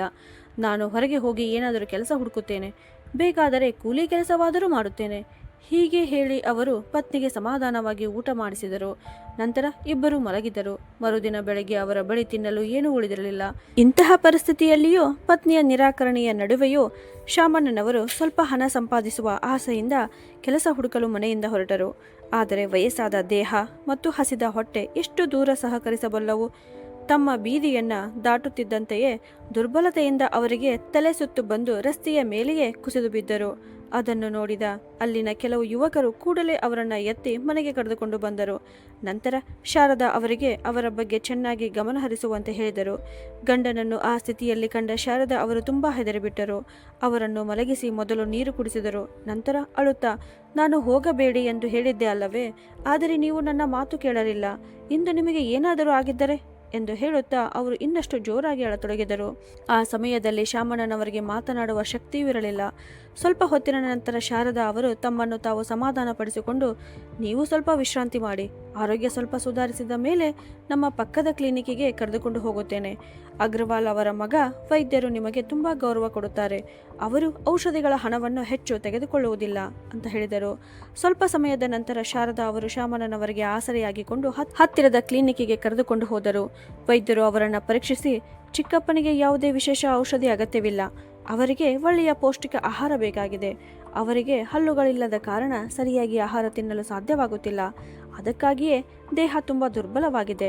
ಸದ್ಯಕ್ಕೆ ನಾನು ನನ್ನ ಬಳಿಯಿಂದಲೇ ಕೆಲವು ಶಕ್ತಿವರ್ಧಕ ಕ್ಯಾಪ್ಸೂಲ್ಗಳನ್ನು ಕೊಡುತ್ತೇನೆ. ನಂತರ ಇವರಿಗೆ ಕೃತಕ ಹಲ್ಲುಗಳನ್ನು ಅಳವಡಿಸಿ ಆಗ ಅವರು ಸರಿಯಾಗಿ ಆಹಾರ ಸೇವಿಸಬಹುದು ಅಂತ ಹೇಳಿದರು. ಇದನ್ನು ಕೇಳಿದ ಶಾರದಾ ಅವರು ಶಂಕರ್ ಬಳಿ ಹೋಗಿ ಹಣಕ್ಕಾಗಿ ಬೇಡಿಕೊಂಡರು. ಆದರೆ ಶಂಕರ್ಗೆ ಸ್ವಲ್ಪವೂ ಕರುಣೆ ಬರಲಿಲ್ಲ. ಅವನು ಹಣ ಕೊಡುವುದನ್ನು ಸ್ಪಷ್ಟವಾಗಿ ನಿರಾಕರಿಸಿದನು. ಅಷ್ಟೇ ಅಲ್ಲ, ಆ ದಿನವೇ ತನ್ನ ಅಸ್ವಸ್ಥ ಮತ್ತು ವಯಸ್ಸಾದ ತಂದೆ ತಾಯಿಯನ್ನ ಮನೆಯಲ್ಲಿ ಒಂಟಿಯಾಗಿ ಬಿಟ್ಟು ಹೆಂಡತಿ ಮತ್ತು ಮಕ್ಕಳೊಂದಿಗೆ 5 ದಿನಗಳ ಪ್ರವಾಸಕ್ಕೆ ಹೊರಟನು. ಆದರೆ ಅದೇ ದಿನ ದೇವರು ಅವರಿಗಾಗಿ ಒಂದು ನೆರವನ್ನು ಕಳುಹಿಸಿದನು. ಸುಮಾರು 1 ವರ್ಷದ ನಂತರ ಪೂಜಾ ಮತ್ತು ಅವಳ ಗಂಡ ಧೀರಜ್ ಶಾರದಾ ಮತ್ತು ಶಾಮಣ್ಣನವರನ್ನ ಭೇಟಿ ಮಾಡಲು ಬಂದರು. ಅವರ ಮಗಳು ಸಾನ್ವಿ ತನ್ನ ಅಜ್ಜ ಅಜ್ಜಿಯನ್ನ ಭೇಟಿಯಾಗುವ ಉತ್ಸಾಹದಲ್ಲಿ ತುಂಬಿದ್ದಳು. ಆದರೆ ಸಂತೋಷದಿಂದ ಮನೆಗೆ ಬಂದ ಅವರು ಶಾರದಾ ಮತ್ತು ಶಾಮಣ್ಣನವರ ಕೋಣೆಯೊಳಗೆ ಕಾಲಿಟ್ಟ ತಕ್ಷಣ ಹಸಿವು ಮತ್ತು ಅನಾರೋಗ್ಯದಿಂದ ನರಳುತ್ತಿದ್ದ ಆ ವೃದ್ಧ ತಂದೆ ತಾಯಿಯನ್ನ ನೋಡಿ ಪೂಜಾ ಮತ್ತು ಧೀರಜ್ ಬೆಚ್ಚಿಬಿದ್ದರು. ಪೂಜಾ ಆ ದೃಶ್ಯವನ್ನ ನೋಡಿ ನಿಶ್ಚೇಷ್ಟಿತಳಾದಳು. ಪುಟ್ಟ ಸಾನ್ವಿ ಓಡಿ ಬಂದು ತನ್ನ ಅಜ್ಜಿಯನ್ನ ಅಪ್ಪಿಕೊಂಡು ಅಳತೊಡಗಿದಳು. ಶಾರದಾ ಮತ್ತು ಶಾಮಣ್ಣನವರು ತಮ್ಮ ಮಗಳು ಮತ್ತು ಅಳಿಯನನ್ನ ನೋಡಿ ಭಾವುಕರಾಗಿ ಅತ್ತರು. ನಂತರ ತಮ್ಮ ಮೇಲೆ ನಡೆದಿದ್ದ ಎಲ್ಲ ಘಟನೆಗಳನ್ನು ವಿವರವಾಗಿ ತಿಳಿಸಿದರು. ಇದನ್ನು ಕೇಳಿದ ಪೂಜಾ ಮತ್ತು ಧೀರಜ್ಗೆ ತುಂಬಾ ಕೋಪ ಬಂದಿತು. ಆ ಸಮಯದಲ್ಲಿ ಶಂಕರ್ ಮತ್ತು ಸಂಧ್ಯಾ ತಮ್ಮ ಎದುರಲ್ಲಿದ್ದರೆ ಅವರನ್ನು ಚೆನ್ನಾಗಿ ತರಾಟೆಗೆ ತೆಗೆದುಕೊಳ್ಳುತ್ತಿದ್ದರು. ಆದರೆ ಅವರು ಸಮಸ್ಯೆಗೆ ಬೇರೆ ರೀತಿಯ ಪರಿಹಾರ ಕಂಡುಕೊಂಡರು. ಶಂಕರ್ ಮತ್ತು ಸಂಧ್ಯಾ ಪ್ರವಾಸದಿಂದ ಹಿಂತಿರುಗುವ ಮೊದಲೇ ಅವರು ಶಾರದಾ ಮತ್ತು ಶಾಮಣ್ಣನವರ ಕೋಣೆಯ ಮುಂಭಾಗದಲ್ಲಿ ಶಾರದಾ ಜನರಲ್ ಸ್ಟೋರ್ ಎಂಬ ಹೆಸರಿನ ಒಂದು ಚಿಕ್ಕ ದಿನಸಿ ಅಂಗಡಿಯನ್ನ ತೆರೆಸಿಕೊಟ್ಟರು. ಇದರಿಂದ ಶಾರದಾ ಮತ್ತು ಶಾಮಣ್ಣನವರ ಸಮಯವೂ ಕಳೆಯುತ್ತಿತ್ತು. ಜೊತೆಗೆ ಪ್ರತಿಯೊಂದು ಅಗತ್ಯಕ್ಕೂ ಮಗನ ಮುಂದೆ ಕೈ ಚಾಚುವ ಪರಿಸ್ಥಿತಿಯೂ ಇರಲಿಲ್ಲ. ತಂದೆ ತಾಯಿಗೆ ತಮ್ಮ ಆರೋಗ್ಯದ ಬಗ್ಗೆ ಕಾಳಜಿ ವಹಿಸಿಕೊಳ್ಳುವಂತೆ ಹೇಳಿ ಪೂಜಾ ಮತ್ತು ಧೀರಜ್ ಹಿಂತಿರುಗಿದರು. ಕೆಲವು ದಿನಗಳ ನಂತರ ಶಂಕರ್ ಮತ್ತು ಸಂಧ್ಯಾ ಪ್ರವಾಸದಿಂದ ಮನೆಗೆ ಬಂದರು. ಮನೆಯ ಮುಂದೆ ಇದ್ದ ಶಾರದಾ ಜನರಲ್ ಸ್ಟೋರ್ ಬೋರ್ಡ್ ನೋಡಿದ ಇಬ್ಬರು ಆಶ್ಚರ್ಯಚಕಿತರಾದರು. ಇದು ಪೂಜಾ ಮತ್ತು ಧೀರಜ್ ಅವರ ಸಹಾಯದಿಂದಲೇ ಆಗಿರಬಹುದು ಎಂದು ಅವರು ತಕ್ಷಣ ಅರ್ಥ ಮಾಡಿಕೊಂಡರು. ಸಂಧ್ಯಾ ಯಾವಾಗಲೂ ತನ್ನ ಅತ್ತೆಯನ್ನ ಅನುಕರಿಸುತ್ತಿದ್ದಳು. ಈಗ ಅತ್ತೆಯ ಅಂಗಡಿಯನ್ನ ನೋಡಿದ ಅವಳು ಕೋಪದಿಂದ ಕಾಲು ಬಡಿಯುತ್ತಾ ತನ್ನ ಗಂಡನಿಗೆ, ನೋಡಿದಿರಾ, ಈ ಮುದುಕಿಯರಲ್ಲಿ ಇನ್ನು ಎಷ್ಟು ಶಕ್ತಿ ಇದೆ. ನಾವು ಪ್ರವಾಸಕ್ಕೆ ಹೋಗುವಾಗ ಅನಾರೋಗ್ಯದ ನಾಟಕ ಮಾಡುತ್ತಿದ್ದರು. ಈಗ ನೋಡಿ ಎಷ್ಟು ಬೇಗ ಅಂಗಡಿಯನ್ನೇ ತೆರೆದು ಕುಳಿತಿದ್ದಾರೆ. ಈ ವಯಸ್ಸಿನಲ್ಲಿ ಇವರಿಗೆ ಅಂಗಡಿ ನಡೆಸಲು ಸಾಧ್ಯವಾಗುವುದಾದರೆ ನನಗೆ ಏಕೆ ಸಾಧ್ಯವಾಗಬಾರದು? ನನಗೂ ಇದೇ ರೀತಿಯ ಒಂದು ಅಂಗಡಿ ತೆರೆದುಕೊಡಿ ಅಂತ ಹೇಳಿದಳು. ಹೆಂಡತಿಯ ಹಠದ ಮುಂದೆ ಶಂಕರ್ ಸೋತು ಹೋದನು. ಕೊನೆಗೆ ಅವನು ಶಾರದಾ ಮತ್ತು ಶಾಮಣ್ಣನವರ ಅಂಗಡಿಯ ಎದುರೇ ಸಂಧ್ಯಾ ಜನರಲ್ ಸ್ಟೋರ್ ಎಂಬ ಮತ್ತೊಂದು ಅಂಗಡಿಯನ್ನ ತೆರೆದನು. ಅಂಗಡಿ ಆರಂಭಿಸಿದ ತಕ್ಷಣವೇ ಸಂಧ್ಯಾ ಮತ್ತೆ ತನ್ನ ಅತ್ತೆಗೆ ತೊಂದರೆ ಕೊಡಲು ಶುರು ಮಾಡಿದಳು. ಶಾರದಾ ಅವರ ಅಂಗಡಿಯ ಕಡೆಗೆ ಬರುವ ಗ್ರಾಹಕರನ್ನು ಅವಳು ಚತುರತೆಯಿಂದ ತನ್ನ ಅಂಗಡಿಯ ಕಡೆಗೆ ಸೆಳೆಯುತ್ತಿದ್ದಳು. ಅಕ್ಕ, ನನ್ನ ಅಂಗಡಿಗೆ ಬನ್ನಿ, ಇಲ್ಲಿ ಅತ್ಯುತ್ತಮ ಗುಣಮಟ್ಟದ ಸ್ವಚ್ಛವಾದ ವಸ್ತುಗಳು ಸಿಗುತ್ತವೆ. ಅಲ್ಲಿರುವ ಸಾಮಾನುಗಳೆಲ್ಲ ನಕಲಿ. ಇಲ್ಲಿ ಬನ್ನಿ, ಎಲ್ಲ ತರಹದ ಅಕ್ಕಿ, ಬೇಳೆ, ಒಣಹಣ್ಣು, ಮಸಾಲೆ ಪದಾರ್ಥಗಳು ಉತ್ತಮ ಗುಣಮಟ್ಟದಲ್ಲಿ ಸಿಗುತ್ತವೆ ಎಂದು ಹೇಳಿ ಗ್ರಾಹಕರನ್ನ ತನ್ನ ಕಡೆಗೆ ಸೆಳೆಯುತ್ತಿದ್ದಳು. ಹೀಗೆ ನಿಧಾನವಾಗಿ ಶಾರದಾ ಮತ್ತು ಶಾಮಣ್ಣನವರ ಅಂಗಡಿಗೆ ನಷ್ಟವಾಗತೊಡಗಿತು. ಅವರ ಬಳಿಗೆ ಬರುತ್ತಿದ್ದ ಗ್ರಾಹಕರು ಸಂಧ್ಯಾಳ ಅಂಗಡಿಗೆ ಹೋಗತೊಡಗಿದರು. ಇತ್ತ ಸಂಧ್ಯಾ ತನ್ನ ಹೆಚ್ಚುತ್ತಿರುವ ಆದಾಯವನ್ನ ನೋಡಿ ಬಹಳ ಸಂತೋಷ ಪಡುತ್ತಿದ್ದಳು. ಆದರೆ ಒಂದು ದಿನ ಪಕ್ಕದ ಮನೆಯ ಶಾಂತ ಎಂಬ ಮಹಿಳೆ ಸಂಧ್ಯಾಳ ಅಂಗಡಿಯಿಂದ ಖರೀದಿಸಿದ್ದ ಶಾಂಪೂವನ್ನ ಬಳಸಿದ ನಂತರ ಕೋಪದಿಂದ ಅಂಗಡಿಗೆ ಬಂದಳು. ಅವಳು ಕೋಪದಿಂದ, ಸಂಧ್ಯಾ ಮೇಡಮ್, ನೋಡು, ನಿನ್ನ ಅಂಗಡಿಯಿಂದ ತೆಗೆದುಕೊಂಡ ಶಾಂಪೂ ನನ್ನ ತಲೆಯ ಸ್ಥಿತಿ ಏನು ಮಾಡಿದೆ ಅಂತ. ನನ್ನ ಎಷ್ಟೋ ಕೂದಲು ಒಂದೇ ರಾತ್ರಿ ಉದುರಿ ಹೋಗಿದೆ. ನಾನು ಬಹುತೇಕ ಬೋಳಾಗಿ ಬಿಟ್ಟಿದ್ದೇನೆ ಅಂತ ಹೇಳಿದಳು. ಅದಕ್ಕೆ ಸಂಧ್ಯಾ, ಅಕ್ಕ, ನಾನು ನನ್ನ ಅಂಗಡಿಯಲ್ಲಿ ಕೇವಲ ಒರಿಜಿನಲ್ ಸಾಮಾನುಗಳನ್ನೇ ಇಡುತ್ತೇನೆ. ಈ ಸಮಸ್ಯೆ ಬೇರೆ ಕಾರಣದಿಂದ ಆಗಿರಬಹುದು ಅಂತ ಹೇಳಿದಳು. ಅದನ್ನು ಕೇಳಿದ ಶಾಂತ ಇನ್ನಷ್ಟು ಕೋಪಗೊಂಡು, ಮೇಲೆ ಕಳ್ಳತನ, ಅದರ ಮೇಲೆ ಧೈರ್ಯ, ನಕಲಿ ಮತ್ತು ಅವಧಿ ಮುಗಿದ ವಸ್ತುಗಳನ್ನ ಮಾರುತ್ತೀಯಾ? ಈಗ ತಪ್ಪನ್ನ ಒಪ್ಪಿಕೊಳ್ಳುತ್ತಿಲ್ಲ, ತಡಿ, ಈಗ ಇಡೀ ಬೀದಿಯವರನ್ನ ಕರೆಸುತ್ತೇನೆ ಅಂತ ಹೇಳಿ ಅವಳು ಜೋರಾಗಿ ಕೂಗತೊಡಗಿದಳು. ಶೋಭಾ, ಗೀತಾ, ರುಕ್ಮಿಣಿ, ಎಲ್ಲರೂ ಇಲ್ಲಿ ಬನ್ನಿ, ಈ ಸಂಧ್ಯಾಳ ಮೋಸವನ್ನ ನೋಡಿ. ಅವಳ ಕೂಗು ಕೇಳಿ ಸುತ್ತಮುತ್ತಲಿನ ಜನರೆಲ್ಲ ಸಂಧ್ಯಾಳ ಅಂಗಡಿಯ ಮುಂದೆ ಸೇರತೊಡಗಿದರು. ಆಗ ಹಲವಾರು ಮಹಿಳೆಯರು ತಮ್ಮ ದೂರುಗಳನ್ನು ಹೇಳತೊಡಗಿದರು. ಒಬ್ಬ ಮಹಿಳೆ, ನಿನ್ನ ಅಂಗಡಿಯಿಂದ ತೆಗೆದುಕೊಂಡ ಕ್ರೀಮ್ ಬಳಸಿದ ಮೇಲೆ ನನ್ನ ಮುಖದಲ್ಲಿ ಮೊಡವೆಗಳು ಬಂದಿವೆ ಎಂದಳು. ಇನ್ನೊಬ್ಬಳು, ಕೂದಲು ಕಪ್ಪಾಗಲು ತೆಗೆದುಕೊಂಡ ಬಣ್ಣ ಬಳಿದ ನಂತರ ನನ್ನ ಕೂದಲು ಇನ್ನೂ ಬಿಳಿಯಾಗಿ ಬಿಟ್ಟಿದೆ ಎಂದಳು. ಹೀಗೆ ಎಲ್ಲರೂ ತಮ್ಮ ತಮ್ಮ ಸಮಸ್ಯೆಗಳನ್ನು ಹೇಳಿ ಸಂಧ್ಯಾಳ ಮೇಲೆ ಕೋಪ ವ್ಯಕ್ತಪಡಿಸಿದರು. ಕೊನೆಗೆ ಎಲ್ಲ ಮಹಿಳೆಯರು ಸೇರಿ ತಾವು ಖರೀದಿಸಿದ್ದ ವಸ್ತುಗಳ ಹಣವನ್ನು ಹಿಂತಿರುಗಿಸುವಂತೆ ಸಂಧ್ಯಾಳನ್ನು ಒತ್ತಾಯಿಸಲು ಆರಂಭಿಸಿದರು. ಒಂದೇ ಸಮಯದಲ್ಲಿ ಇಷ್ಟು ಜನರನ್ನ ನೋಡಿ ಸಂಧ್ಯಾ ಗಾಬರಿಗೊಂಡಳು. ಏಕೆಂದರೆ ಅವಳ ತಪ್ಪು ಅವಳಿಗೆ ಗೊತ್ತಿತ್ತು. ಹೆಚ್ಚು ಲಾಭ ಗಳಿಸುವ ಉದ್ದೇಶದಿಂದ ಅವಳು ಕಡಿಮೆ ಬೆಲೆಯ ನಕಲಿ ಮತ್ತು ಕಳಪೆ ಗುಣಮಟ್ಟದ ವಸ್ತುಗಳನ್ನು ತಂದು ಮಾರುತ್ತಿದ್ದಳು. ಆದರೆ ಶಾರದಾ ಮತ್ತು ಶಾಮಣ್ಣನವರು ಯಾವಾಗಲೂ ಉತ್ತಮ ಗುಣಮಟ್ಟ ಅಸಲಿ ವಸ್ತುಗಳನ್ನೇ ಮಾರುತ್ತಿದ್ದರು. ಈ ಘಟನೆಯ ನಂತರ ಗ್ರಾಹಕರು ಮತ್ತೆ ಶಾರದಾ ಜನರಲ್ ಸ್ಟೋರ್ನಿಂದಲೇ ವಸ್ತುಗಳನ್ನು ಖರೀದಿಸಲು ಆರಂಭಿಸಿದರು. ಇತ್ತ ಸಂಧ್ಯಾಳ ಅಂಗಡಿಗೆ ಯಾರೂ ಬರಲಿಲ್ಲ. ಆದರೆ ಅವಳು ತನ್ನ ಖರ್ಚುಗಳನ್ನು ತುಂಬಾ ಹೆಚ್ಚಿಸಿಕೊಂಡಿದ್ದಳು. ಅಂಗಡಿಯ ಆದಾಯದಿಂದ ಅವುಗಳನ್ನು ನಿಭಾಯಿಸಲು ಸಾಧ್ಯವಾಗುತ್ತಿರಲಿಲ್ಲ. ಕೊನೆಗೆ ಒಂದು ದಿನ ಅವಳು ಬೇಸರಗೊಂಡ ಮುಖದೊಂದಿಗೆ ತನ್ನ ಅತ್ತೆಯ ಬಳಿ ಬಂದು 10 ದಿನಗಳಲ್ಲಿ ಹಿಂತಿರುಗಿಸುವುದಾಗಿ ಹೇಳಿ ಸ್ವಲ್ಪ ಹಣವನ್ನು ಸಾಲವಾಗಿ ಕೇಳಿದಳು. ಶಾಮಣ್ಣನವರು ಶಾರದಾ ಅವರಿಗೆ ಹಣ ಕೊಡಬೇಡ ಎಂದು ಹೇಳಿದರು. ಆದರೆ ಸಂಧ್ಯಾಳ ದುಃಖದ ಮುಖ ನೋಡಿ ಶಾರದಾ ಅವರ ಮನಸ್ಸು ಕರಗಿತು. ಅವರು ಅವಳಿಗೆ ಹಣವನ್ನು ಕೊಟ್ಟರು. ಆದರೆ 15-20 ದಿನಗಳ ಕಳೆದರೂ ಸಂಧ್ಯಾ ಆ ಹಣವನ್ನು ಹಿಂತಿರುಗಿಸಲಿಲ್ಲ. ಒಂದು ದಿನ ಶಾರದಾ ಅವರು, ಸೊಸೆ, ನೀನು 10 ದಿನಗಳಲ್ಲಿ ಕೊಡುತ್ತೇನೆ ಎಂದು ಹಣ ತೆಗೆದುಕೊಂಡಿದ್ದೆ. ಈಗ 20 ದಿನಗಳಾಗಿವೆ. ಅಂಗಡಿಯಲ್ಲಿದ್ದ ಎಲ್ಲ ಸಾಮಾನುಗಳು ಮುಗಿದು ಹೋಗಿವೆ. ಹೊಸ ಸಾಮಾನು ತರಬೇಕಾಗಿದೆ. ದಯವಿಟ್ಟು ನನ್ನ ಹಣವನ್ನು ಹಿಂತಿರುಗಿಸು ಅಂತ ಹೇಳಿದರು. ಅವರು ತುಂಬಾ ನಿರೀಕ್ಷೆಯಿಂದ ಈ ಮಾತು ಹೇಳಿದರು. ಆದರೆ ಸಂಧ್ಯಾ ಮುಖ ಸಿಂಡರಿಸಿಕೊಂಡು, ಏ ಮುದುಕೆ, ನೀನು ಕೂಡ ಮಿತಿ ಮೀರಿದ್ದೀಯಾ? ನಾನು ನಿನ್ನ ಹಣ ತೆಗೆದುಕೊಂಡು ಓಡಿ ಹೋಗುತ್ತಿದ್ದೇನಾ? ಒಂದು ಕಡೆ ನೀನೇ ನನ್ನ ಗ್ರಾಹಕರನ್ನ ಕಿತ್ತುಕೊಂಡೆ. ಅದರ ಮೇಲೂ ಮತ್ತೆ ಮತ್ತೆ ಹಣ ಕೇಳುತ್ತೀಯಾ? ನಾನು ಎಲ್ಲಿಗೆ ಓಡಿ ಹೋಗುತ್ತಿಲ್ಲ. ನನ್ನ ಬಳಿ ಹಣ ಬಂದಾಗ ನಿನ್ನ ಹಣ ಕೊಡುತ್ತೇನೆ. ನಿನ್ನ ಮಗ ನನಗೆ ಕೊಟ್ಟಾಗ ನಿನಗೂ ಕೊಡುತ್ತೇನೆ ಅಂತ ಹೇಳಿದಳು. ಅದಕ್ಕೆ ಶಾರದಾ ಅವರು ಶಾಂತವಾದ ಸ್ವರದಲ್ಲಿ, ಸೊಸೆ, ನಾನು ಮತ್ತೆ ಮತ್ತೆ ಹಣ ಕೇಳುತ್ತಿದ್ದೇನೆ ಎನ್ನುತ್ತೀಯಲ್ಲ, ನಾನು ಯಾವಾಗ ಕೇಳಿದೆ? ನೀನು 10 ದಿನಗಳಲ್ಲಿ ಕೊಡುತ್ತೇನೆ ಎಂದು ತೆಗೆದುಕೊಂಡಿದ್ದೆ. ಇಂದು 20 ದಿನಗಳ ನಂತರ ಮೊದಲ ಬಾರಿಗೆ ಕೇಳುತ್ತಿದ್ದೇನೆ. ಅದಕ್ಕೂ ಇಷ್ಟು ಮಾತುಗಳನ್ನು ಕೇಳಿಸುತ್ತಿದ್ದೀಯಾ ಅಂತ ಹೇಳಿದರು. ಸಂಧ್ಯಾ ಇನ್ನಷ್ಟು ಕೋಪದಿಂದ, ಅಯ್ಯೋ ಮುದುಕಿ, ಈಗ ನಿನಗೆ ತುಂಬ ಮಾತನಾಡಲು ಬಂದಿದೆ. ಸ್ವಲ್ಪ ಕೆಲಸ ನಡೆಯಲು ಶುರುವಾದ ತಕ್ಷಣ ನನಗೆ ಬುದ್ಧಿ ಹೇಳುತ್ತೀಯಾ? ನನ್ನ ವಿರುದ್ಧ ಹೋಗಬೇಡ, ನಿನಗೆ ಯಾವತ್ತೂ ಸುಖ ಸಿಗುವುದಿಲ್ಲ ಅಂತ ಸಂಧ್ಯಾ ಇನ್ನೂ ಏನೋ ಹೇಳಲು ಹೊರಟಿದ್ದಳು. ಆದರೆ ಶಾರದಾ ಅವರು ಮೌನವಾಗಿ ಅಲ್ಲಿಂದ ಹೊರಟು ತಮ್ಮ ಕೋಣೆಗೆ ಹೋದರು. ಆಗ ರಾತ್ರಿಯಾಗಿತ್ತು. ಅವರಿಗೆ ಊಟವನ್ನು ತಯಾರಿಸಬೇಕಿತ್ತು. ಆದ್ದರಿಂದ ಸೊಸೆಯೊಂದಿಗೆ ವಾದ ಮಾಡುವುದರಲ್ಲಿ ಅರ್ಥವಿಲ್ಲ ಎಂದುಕೊಂಡರು. ಅಡಿಗೆ ಮಾಡುತ್ತಾ ಅವರು ತಮ್ಮ ಪತಿಗೆ, ನೋಡಿ, ನಮ್ಮ ಮಗ ಸೊಸೆ ನಮ್ಮನ್ನು ಕೇಳುವುದೇ ಇಲ್ಲ, ಹಣ ಕೊಡುವುದೂ ಇಲ್ಲ, ಈಗ ನಮ್ಮ ಹಣವನ್ನೇ ತೆಗೆದುಕೊಂಡು ಹಿಂತಿರುಗಿಸುವುದಕ್ಕೂ ಸಿದ್ಧರಿಲ್ಲ. ಇದು ಇನ್ನೆಷ್ಟು ದಿನ ಹೀಗೆ ಮುಂದುವರಿಯುತ್ತದೆ ಅಂತ ಹೇಳಿದರು. ಅದಕ್ಕೆ ಶಾಮಣ್ಣನವರು, ಇಂದಿನ ಕಾಲದ ಕೆಲವು ಮಕ್ಕಳು ಹೀಗೆ ಇರುತ್ತಾರೆ. ಇವರು ನಮ್ಮೊಂದಿಗೆ ಹೀಗೆ ವರ್ತಿಸುತ್ತಿದ್ದರೆ ನಾಳೆ ಅವರ ಮಕ್ಕಳು ಇವರೊಂದಿಗೆ ಹೀಗೆ ವರ್ತಿಸುತ್ತಾರೋ ಯೋಚಿಸು. ಇವರ ಭವಿಷ್ಯವನ್ನ ದೇವರೇ ಕಾಪಾಡಬೇಕು. ಮತ್ತೆ ಕೇಳು, ಇನ್ನು ಮುಂದೆ ನೀನು ಈ ಕೃತಜ್ಞರಿಗೆ 1 ರೂಪಾಯಿಯನ್ನಾದರೂ ಕೊಟ್ಟರೆ ನನಗಿಂತ ಕೋಪಗೊಳ್ಳುವವರು ಬೇರೆ ಯಾರೂ ಇರಲ್ಲ ಅಂತ ಹೇಳಿದರು. ಶಾರದಾ ಅವರು ತಲೆಯಾಡಿಸಿ, ಹೌದು, ಅರ್ಥವಾಗಿದೆ, ಇನ್ನು ಮುಂದೆ ಜಾಗ್ರತೆ ವಹಿಸುತ್ತೇನೆ, ಬನ್ನಿ ಈಗ ಊಟ ಮಾಡೋಣ ಎಂದರು. ಇಬ್ಬರು ಊಟ ಮಾಡಿ ನೆಮ್ಮದಿಯಿಂದ ಮಲಗಿದರು. ಮರುದಿನ ಬೆಳಗ್ಗೆ ಬೇಗ ಎದ್ದು ಪೂಜೆ ಮುಗಿಸಿ ಎಂದಿನಂತೆ ಶಾರದಾ ಮತ್ತು ಶಾಮಣ್ಣನವರು ತಮ್ಮ ಅಂಗಡಿಗೆ ಹೋದರು. ಆದರೆ ಅಲ್ಲಿ ಕಂಡ ದೃಶ್ಯ ನೋಡಿ ಬೆಚ್ಚಿಬಿದ್ದರು. ಅಂಗಡಿಯ ಮುಂಭಾಗದಲ್ಲಿ ತುಂಬಾ ಕೊಳಕು ಕಸವನ್ನ ಯಾರೋ ಹಾಕಿದ್ದರು. ಅದನ್ನು ನೋಡಿದ ಕೂಡಲೇ ಅವರಿಗೆ ವಾಕರಿಕೆ ಬಂದಿತು. ಆದರೂ ಇಬ್ಬರು ಬಹಳ ಕಷ್ಟಪಟ್ಟು ಆ ಕಸವನ್ನು ಸ್ವಚ್ಛಗೊಳಿಸಿದರು. ನಂತರ ನೀರು ಹಾಕಿ ತೊಳೆದು ಧೂಪ ಹಚ್ಚಿದರು. ಆಗ ಸ್ವಲ್ಪ ಸಮಾಧಾನವಾಯಿತು. ಸ್ವಲ್ಪ ಹೊತ್ತಿನ ನಂತರ ಸಂಧ್ಯಾ ತನ್ನ ಅಂಗಡಿಯನ್ನು ತೆರೆಯಲು ಬಂದಳು. ಅವಳು ಕಣ್ಣು ಬಿಟ್ಟು ತನ್ನ ಅತ್ತೆ ಮಾವರನ್ನ ನೋಡುತ್ತಾ ನಿಂತಳು. ಏಕೆಂದರೆ ಆ ಕಸವನ್ನು ಅಂಗಡಿಯ ಮುಂದೆ ಹಾಕಿಸಿದ್ದೇ ಅವಳಾಗಿದ್ದಳು. ಸಂಧ್ಯಾ ಯಾವಾಗಲೂ ತನ್ನ ಅತ್ತೆ ಮಾವರಿಗೆ ತೊಂದರೆ ಕೊಡುವ ಒಂದು ಅವಕಾಶವನ್ನ ಬಿಡುತ್ತಿರಲಿಲ್ಲ. ಅವಳು ಆಗಾಗ ವಿಚಿತ್ರ ಮತ್ತು ಬಾಲಿಶ್ ವರ್ತನೆಗಳನ್ನು ಮಾಡಿ ಅವರನ್ನ ಕಿರಿಕಿರಿ ಪಡಿಸುತ್ತಿದ್ದಳು. ಆದರೆ ಶಾರದಾ ಮತ್ತು ಶಾಮಣ್ಣನವರು ಅವಳೊಂದಿಗೆ ಹೆಚ್ಚು ವಾದ ವಿವಾದ ಮಾಡುತ್ತಿರಲಿಲ್ಲ. ಇಬ್ಬರು ಸೇರಿ ತಮ್ಮ ಅಂಗಡಿಗೆ ಹೊಸ ಸಾಮಾನು ತರಲು ಸ್ವಲ್ಪ ಹಣವನ್ನು ಉಳಿಸಿಕೊಂಡಿದ್ದರು. ಉಳಿದ ಹಣವನ್ನು ಸೊಸೆಯಿಂದ ಪಡೆದು ಸಾಮಾನು ತರಬೇಕು ಎಂದು ಅವರು ಯೋಚಿಸಿದ್ದರು. ಆ ದಿನ ಅಂಗಡಿ ಮುಚ್ಚಿದ ನಂತರ ರಾತ್ರಿ ವೇಳೆ ಶಾರದಾ ಅವರು ಮತ್ತೆ ಸಂಧ್ಯಾಳ ಬಳಿ ಹೋಗಿ, ಸೊಸೆ, ಇಂದು ಆದರೂ ನನ್ನ ಹಣವನ್ನು ಹಿಂತಿರುಗಿಸು, ನಾಳೆ ನಮಗೆ ಅಂಗಡಿಗೆ ಸಾಮಾನು ತರಬೇಕಾಗಿದೆ ಅಂತ ಹೇಳಿದಳು. ಅಷ್ಟೇ ಕೇಳುತ್ತಿದ್ದಂತೆಯೇ ಸಂಧ್ಯಾ ಕೋಪದಿಂದ ಸಿಡಿದು ಬಿದ್ದಳು. ಯಾವಾಗ ನೋಡಿದರೂ ಹಣ ಹಣ ಅಂತಲೇ ಇರುತ್ತೀರಲ್ಲ ಎಂದು ಜೋರಾಗಿ ಕೂಗತೊಡಗಿದಳು. ಇದರಿಂದ ಶಾರದಾ ಅವರಿಗೆ ಕೋಪ ಬಂದಿತು. ಆಗ ಅವರು, ನನ್ನದೇ ಹಣವನ್ನು ಕೇಳುವುದರಲ್ಲಿ ನಾನು ಯಾವ ಪಾಪ ಮಾಡಿದ್ದೇನೆ, ಅದಕ್ಕೆ ಇಷ್ಟು ಕೋಪಗೊಳ್ಳಬೇಕೇಕೆ ಅಂತ ಕೇಳಿದರು.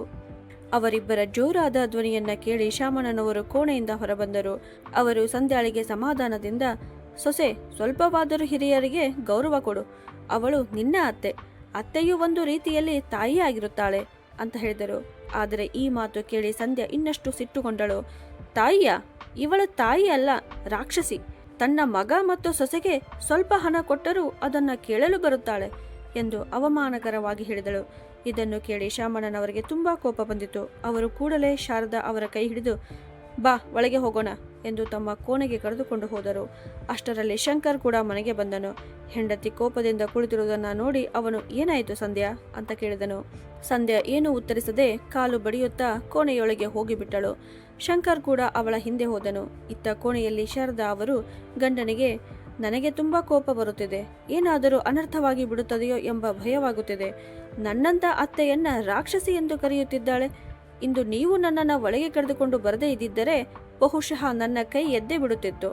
ಅವಳು ತುಂಬಾ ಅಸಭ್ಯಳು, ಹಿರಿಯರಿಗೆ ಗೌರವ ಕೊಡಬೇಕು ಎಂಬುದೇ ಗೊತ್ತಿಲ್ಲ ಅಂತ ಹೇಳಿ ನಂತರ ಅವರು, ಸರಿ, ನಾನು ಅಡಿಗೆ ಮಾಡಿದ್ದೇನೆ, ನೀವು ಬನ್ನಿ ಊಟ ಮಾಡಿ ಅಂತ ಹೇಳಿದರು. ಅದಕ್ಕೆ ಶಾಮಣ್ಣನವರು, ಹಾಗಾದರೆ ನೀನು ಊಟ ಮಾಡುವುದಿಲ್ಲವೇ ಅಂದರು. ಇಲ್ಲ, ನನಗೆ ಹಸಿವಿಲ್ಲ ಎಂದರು ಶಾರದಾ. ಅದಕ್ಕೆ ಅವರು, ನೀನು ಏನನ್ನೂ ತಿಂದಿಲ್ಲ, ಹಸಿವಿಲ್ಲ ಎಂದು ಹೇಗೆ ಹೇಳುತ್ತೀಯಾ? ನೀನು ನನ್ನ ಜೊತೆ ಊಟ ಮಾಡಿದರೆ ಮಾತ್ರ ನಾನು ಊಟ ಮಾಡುತ್ತೇನೆ. ನಾಳೆ ಬೆಳಗ್ಗೆ ಬೇಗ ಎದ್ದು ಮಾರುಕಟ್ಟೆಗೆ ಹೋಗಿ ಸಾಮಾನು ತರಬೇಕಲ್ಲ, ಬೇಗ ಮಲಗಬೇಕು, ಈಗ ಊಟ ಮಾಡು ಅಂತ ಹೇಳಿದರು. ಕೊನೆಗೆ ಶಾರದಾ ಅವರು ಒಪ್ಪಿಕೊಂಡರು. ಇಬ್ಬರು ಊಟ ಮಾಡಿ ಸೊಸೆಯ ವರ್ತನೆಯನ್ನ ಕಡೆಗಣಿಸಿ ಮಲಗಿದರು. ಇತ್ತ ಶಂಕರ್ ಕೂಡ ಊಟ ಮುಗಿಸಿ ಮಲಗಲು ಸಿದ್ಧನಾಗಿದ್ದನು. ಮಕ್ಕಳು ಆಗಲೇ ನಿದ್ರೆಗೆ ಜಾರಿದ್ದರು. ಆದರೆ ಸಂಧ್ಯಾ ಮಾತ್ರ ಏನೋ ಆಳವಾದ ಯೋಚನೆಯಲ್ಲಿ ಕುಳಿತಿದ್ದಳು. ಅದನ್ನು ಗಮನಿಸಿದ ಶಂಕರ್, ಏನು ಯೋಚಿಸುತ್ತಿದ್ದೀಯಾ ಅಂತ ಕೇಳಿದನು. ಏನೂ ಇಲ್ಲ, ನನಗೆ ನಿದ್ರೆ ಬರುತ್ತಿದೆ, ನೀನು ಮಲಗು ಎಂದು ಸಂಧ್ಯಾ ಉತ್ತರಿಸಿದಳು. ಶಂಕರ್ ಮಲಗಿದನು. ಆದರೆ ಸಂಧ್ಯಾಳಿಗೆ ನಿದ್ರೆ ಬರಲಿಲ್ಲ. ಅವಳ ಮನಸ್ಸಿನಲ್ಲಿ ದುಷ್ಟ ಯೋಚನೆಗಳು ಓಡಾಡುತ್ತಿದ್ದವು. ಈ ಮುದುಕಿಯರಿಗೆ ನಾನು ಪಾಠ ಕಲಿಸಿಯೇ ತೀರುತ್ತೇನೆ.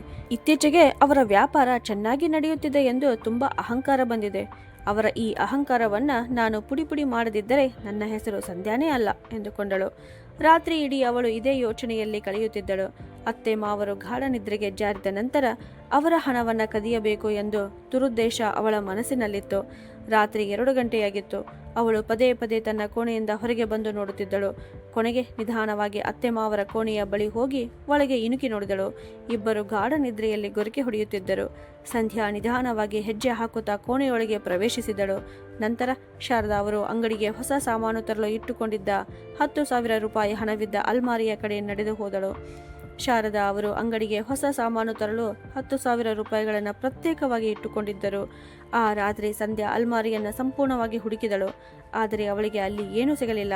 ಅವಳ ಗಮನ ಮಲಗಿದ್ದ ಅತ್ತೆ ಮಾವರ ಮೇಲೆಯೇ ಇದ್ದಿತು. ಅವರು ಎಚ್ಚರವಾದರೆ ತನ್ನ ಸಂಪೂರ್ಣ ಯೋಜನೆ ಹಾಳಾಗಿ ಬಿಡುತ್ತದೆ ಎಂಬ ಭಯ ಅವಳಿಗಿತ್ತು. ಅಲ್ಮಾರಿಯಲ್ಲಿ ಹಣ ಸಿಗದಿದ್ದಾಗ ಅವಳು ನಿರಾಸೆಯಿಂದ ಮುಖ ಸಿಂಡರಿಸಿಕೊಂಡಳು. ಮುದುಕಿ ಹಣ ಇಟ್ಟಿದ್ದಾಳೆ ಅಂತ ಹೇಳುತ್ತಿದ್ದಳು. ತುಂಬ ಕುತಂತ್ರಿ ಹೆಂಗಸು ಎಂದು ಮನಸ್ಸಿನಲ್ಲಿ ಯೋಚಿಸುತ್ತಿದ್ದಳು. ಅಷ್ಟರಲ್ಲಿ ಅವಳ ಕಣ್ಣು ಗೋಡೆಯ ಮೇಲೆ ನೇತಾಡುತ್ತಿದ್ದ ಒಂದು ಚೀಲದ ಮೇಲೆ ಬಿದ್ದಿತು. ಬಹುಶಃ ಹಣವನ್ನು ಇದರಲ್ಲಿ ಇಟ್ಟಿರಬಹುದು. ನಾಳೆ ಇದೇ ಚೀಲವನ್ನು ತೆಗೆದುಕೊಂಡು ಹೋಗುವವರಂತೆ ಕಾಣುತ್ತಾರೆ. ಇದನ್ನು ಒಮ್ಮೆ ನೋಡೋಣ ಎಂದುಕೊಂಡಳು. ಅಷ್ಟರಲ್ಲಿ ಶಾಮಣ್ಣನವರು ನಿದ್ರೆಯಲ್ಲಿ ಮಗ್ಗಲು ಬದಲಿಸಿದರು. ಸಂಧ್ಯಾ ಹೆದರಿಕೊಂಡು ತಕ್ಷಣ ಕೆಳಗೆ ಕುಳಿತಳು. ಅವರು ಮತ್ತೆ ಮಲಗಿರುವುದನ್ನು ಖಚಿತಪಡಿಸಿಕೊಂಡ ನಂತರ ನಿಧಾನವಾಗಿ ಎದ್ದು ಆ ಚೀಲದೊಳಗೆ ಕೈ ಹಾಕಿದಳು. ಚೀಲದೊಳಗೆ ಮತ್ತೊಂದು ಸಣ್ಣ ಚೀಲವಿತ್ತು. ಅದನ್ನು ಹೊರತೆಗೆದು ನೋಡಿದಾಗ ಅದರೊಳಗೆ 10,000 ರೂಪಾಯಿಗಳಿದ್ದವು. ಅದನ್ನು ಕಂಡ ತಕ್ಷಣ ಅವಳ ಕಣ್ಣುಗಳು ಹೊಳೆಯತೊಡಗಿದವು. ಅವಳು ಆ ಹಣದ ಚೀಲವನ್ನು ಹಿಡಿದು ನಿಧಾನವಾಗಿ ಕೋಣೆಯಿಂದ ಹೊರಬಂದಳು. ತನ್ನ ಕೋಣೆಗೆ ಹೋಗುತ್ತಾ ಮನಸ್ಸಿನಲ್ಲಿ, ದೇವರೇ ಧನ್ಯವಾದಗಳು, ಕೆಲಸವೂ ಆಯಿತು, ಯಾರಿಗೂ ಅನುಮಾನವೂ ಬರಲಿಲ್ಲ ಎಂದುಕೊಂಡಳು. ನಂತರ ತನ್ನ ಅಲ್ಮಾರಿಯಲ್ಲಿ ಆ ಹಣವನ್ನು ಇಟ್ಟು ನೆಮ್ಮದಿಯಿಂದ ಮಲಗಿಬಿಟ್ಟಳು. ಮರುದಿನ ಬೆಳಗ್ಗೆ ಎಂದಿನಂತೆ ಶಾರದಾ ಮತ್ತು ಶಾಮಣ್ಣನವರು ಎದ್ದು ಸ್ನಾನ ಮಾಡಿ ಪೂಜೆ ಮುಗಿಸಿ ಉಪಹಾರ ಸೇವಿಸಿದರು. ನಂತರ ಮಾರುಕಟ್ಟೆಗೆ ಹೋಗಲು ಚೀಲವನ್ನು ತೆಗೆದುಕೊಂಡು ಅದರೊಳಗೆ ಕೈ ಹಾಕಿದಾಗ ಹಣದ ಚೀಲ ಕಾಣಿಸಲಿಲ್ಲ. ಅವರು ಗಾಬರಿಗೊಂಡರು. ಮತ್ತೆ ಮತ್ತೆ ಚೀಲವನ್ನು ಪರಿಶೀಲಿಸಿದರು. ಅದನ್ನು ತಲೆಕೆಳಗಾಗಿ ತಿರುಗಿಸಿ ನೋಡಿದರು. ಆದರೆ ಹಣ ಎಲ್ಲಿಯೂ ಕಾಣಿಸಲಿಲ್ಲ. ಇಬ್ಬರು ಆತಂಕದಿಂದ ಬೆವರತೊಡಗಿದ್ದರು. ಆ ಹಣವನ್ನು ಅವರು ತಮ್ಮ ಈ ಇಳಿ ವಯಸ್ಸಿನಲ್ಲಿಯೂ ಹಗಲು ರಾತ್ರಿ ಕಷ್ಟಪಟ್ಟು ದುಡಿದು ಸಂಗ್ರಹಿಸಿದ್ದರು. ಶಾಮಣ್ಣನವರು ಗಾಬರಿಯಿಂದ, ಶಾರದಾ, ನನ್ನ ಕಣ್ಣೆದುರೇ ನೀನು ಈ ಚೀಲದಲ್ಲಿ ಹಣ ಇಟ್ಟಿದ್ದೆ.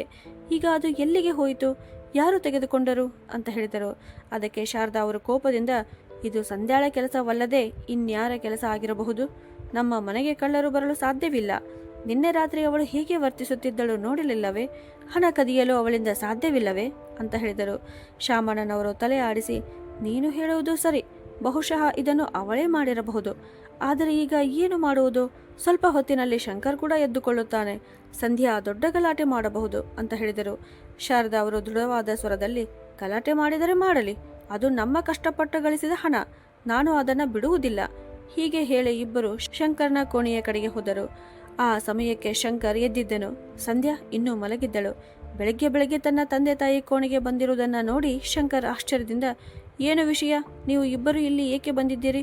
ಹೀಗೆ ಮಗ ಸೊಸೆಯ ಕೋಣೆಗೆ ಏಕಾಏಕಿ ನುಗ್ಗಲು ನಿಮಗೆ ನಾಚಿಕೆ ಆಗುವುದಿಲ್ಲವೇ ಅಂತ ಕೇಳಿದನು. ಅದಕ್ಕೆ ಶಾಮಣ್ಣನವರು ಕೋಪದಿಂದ, ನಮಗೆ ಇನ್ನು ನಾಚಿಕೆ ಇದೆ, ಆದರೆ ನಿನ್ನ ಹೆಂಡತಿಗೆ ನಾಚಿಕೆ ಇಲ್ಲ.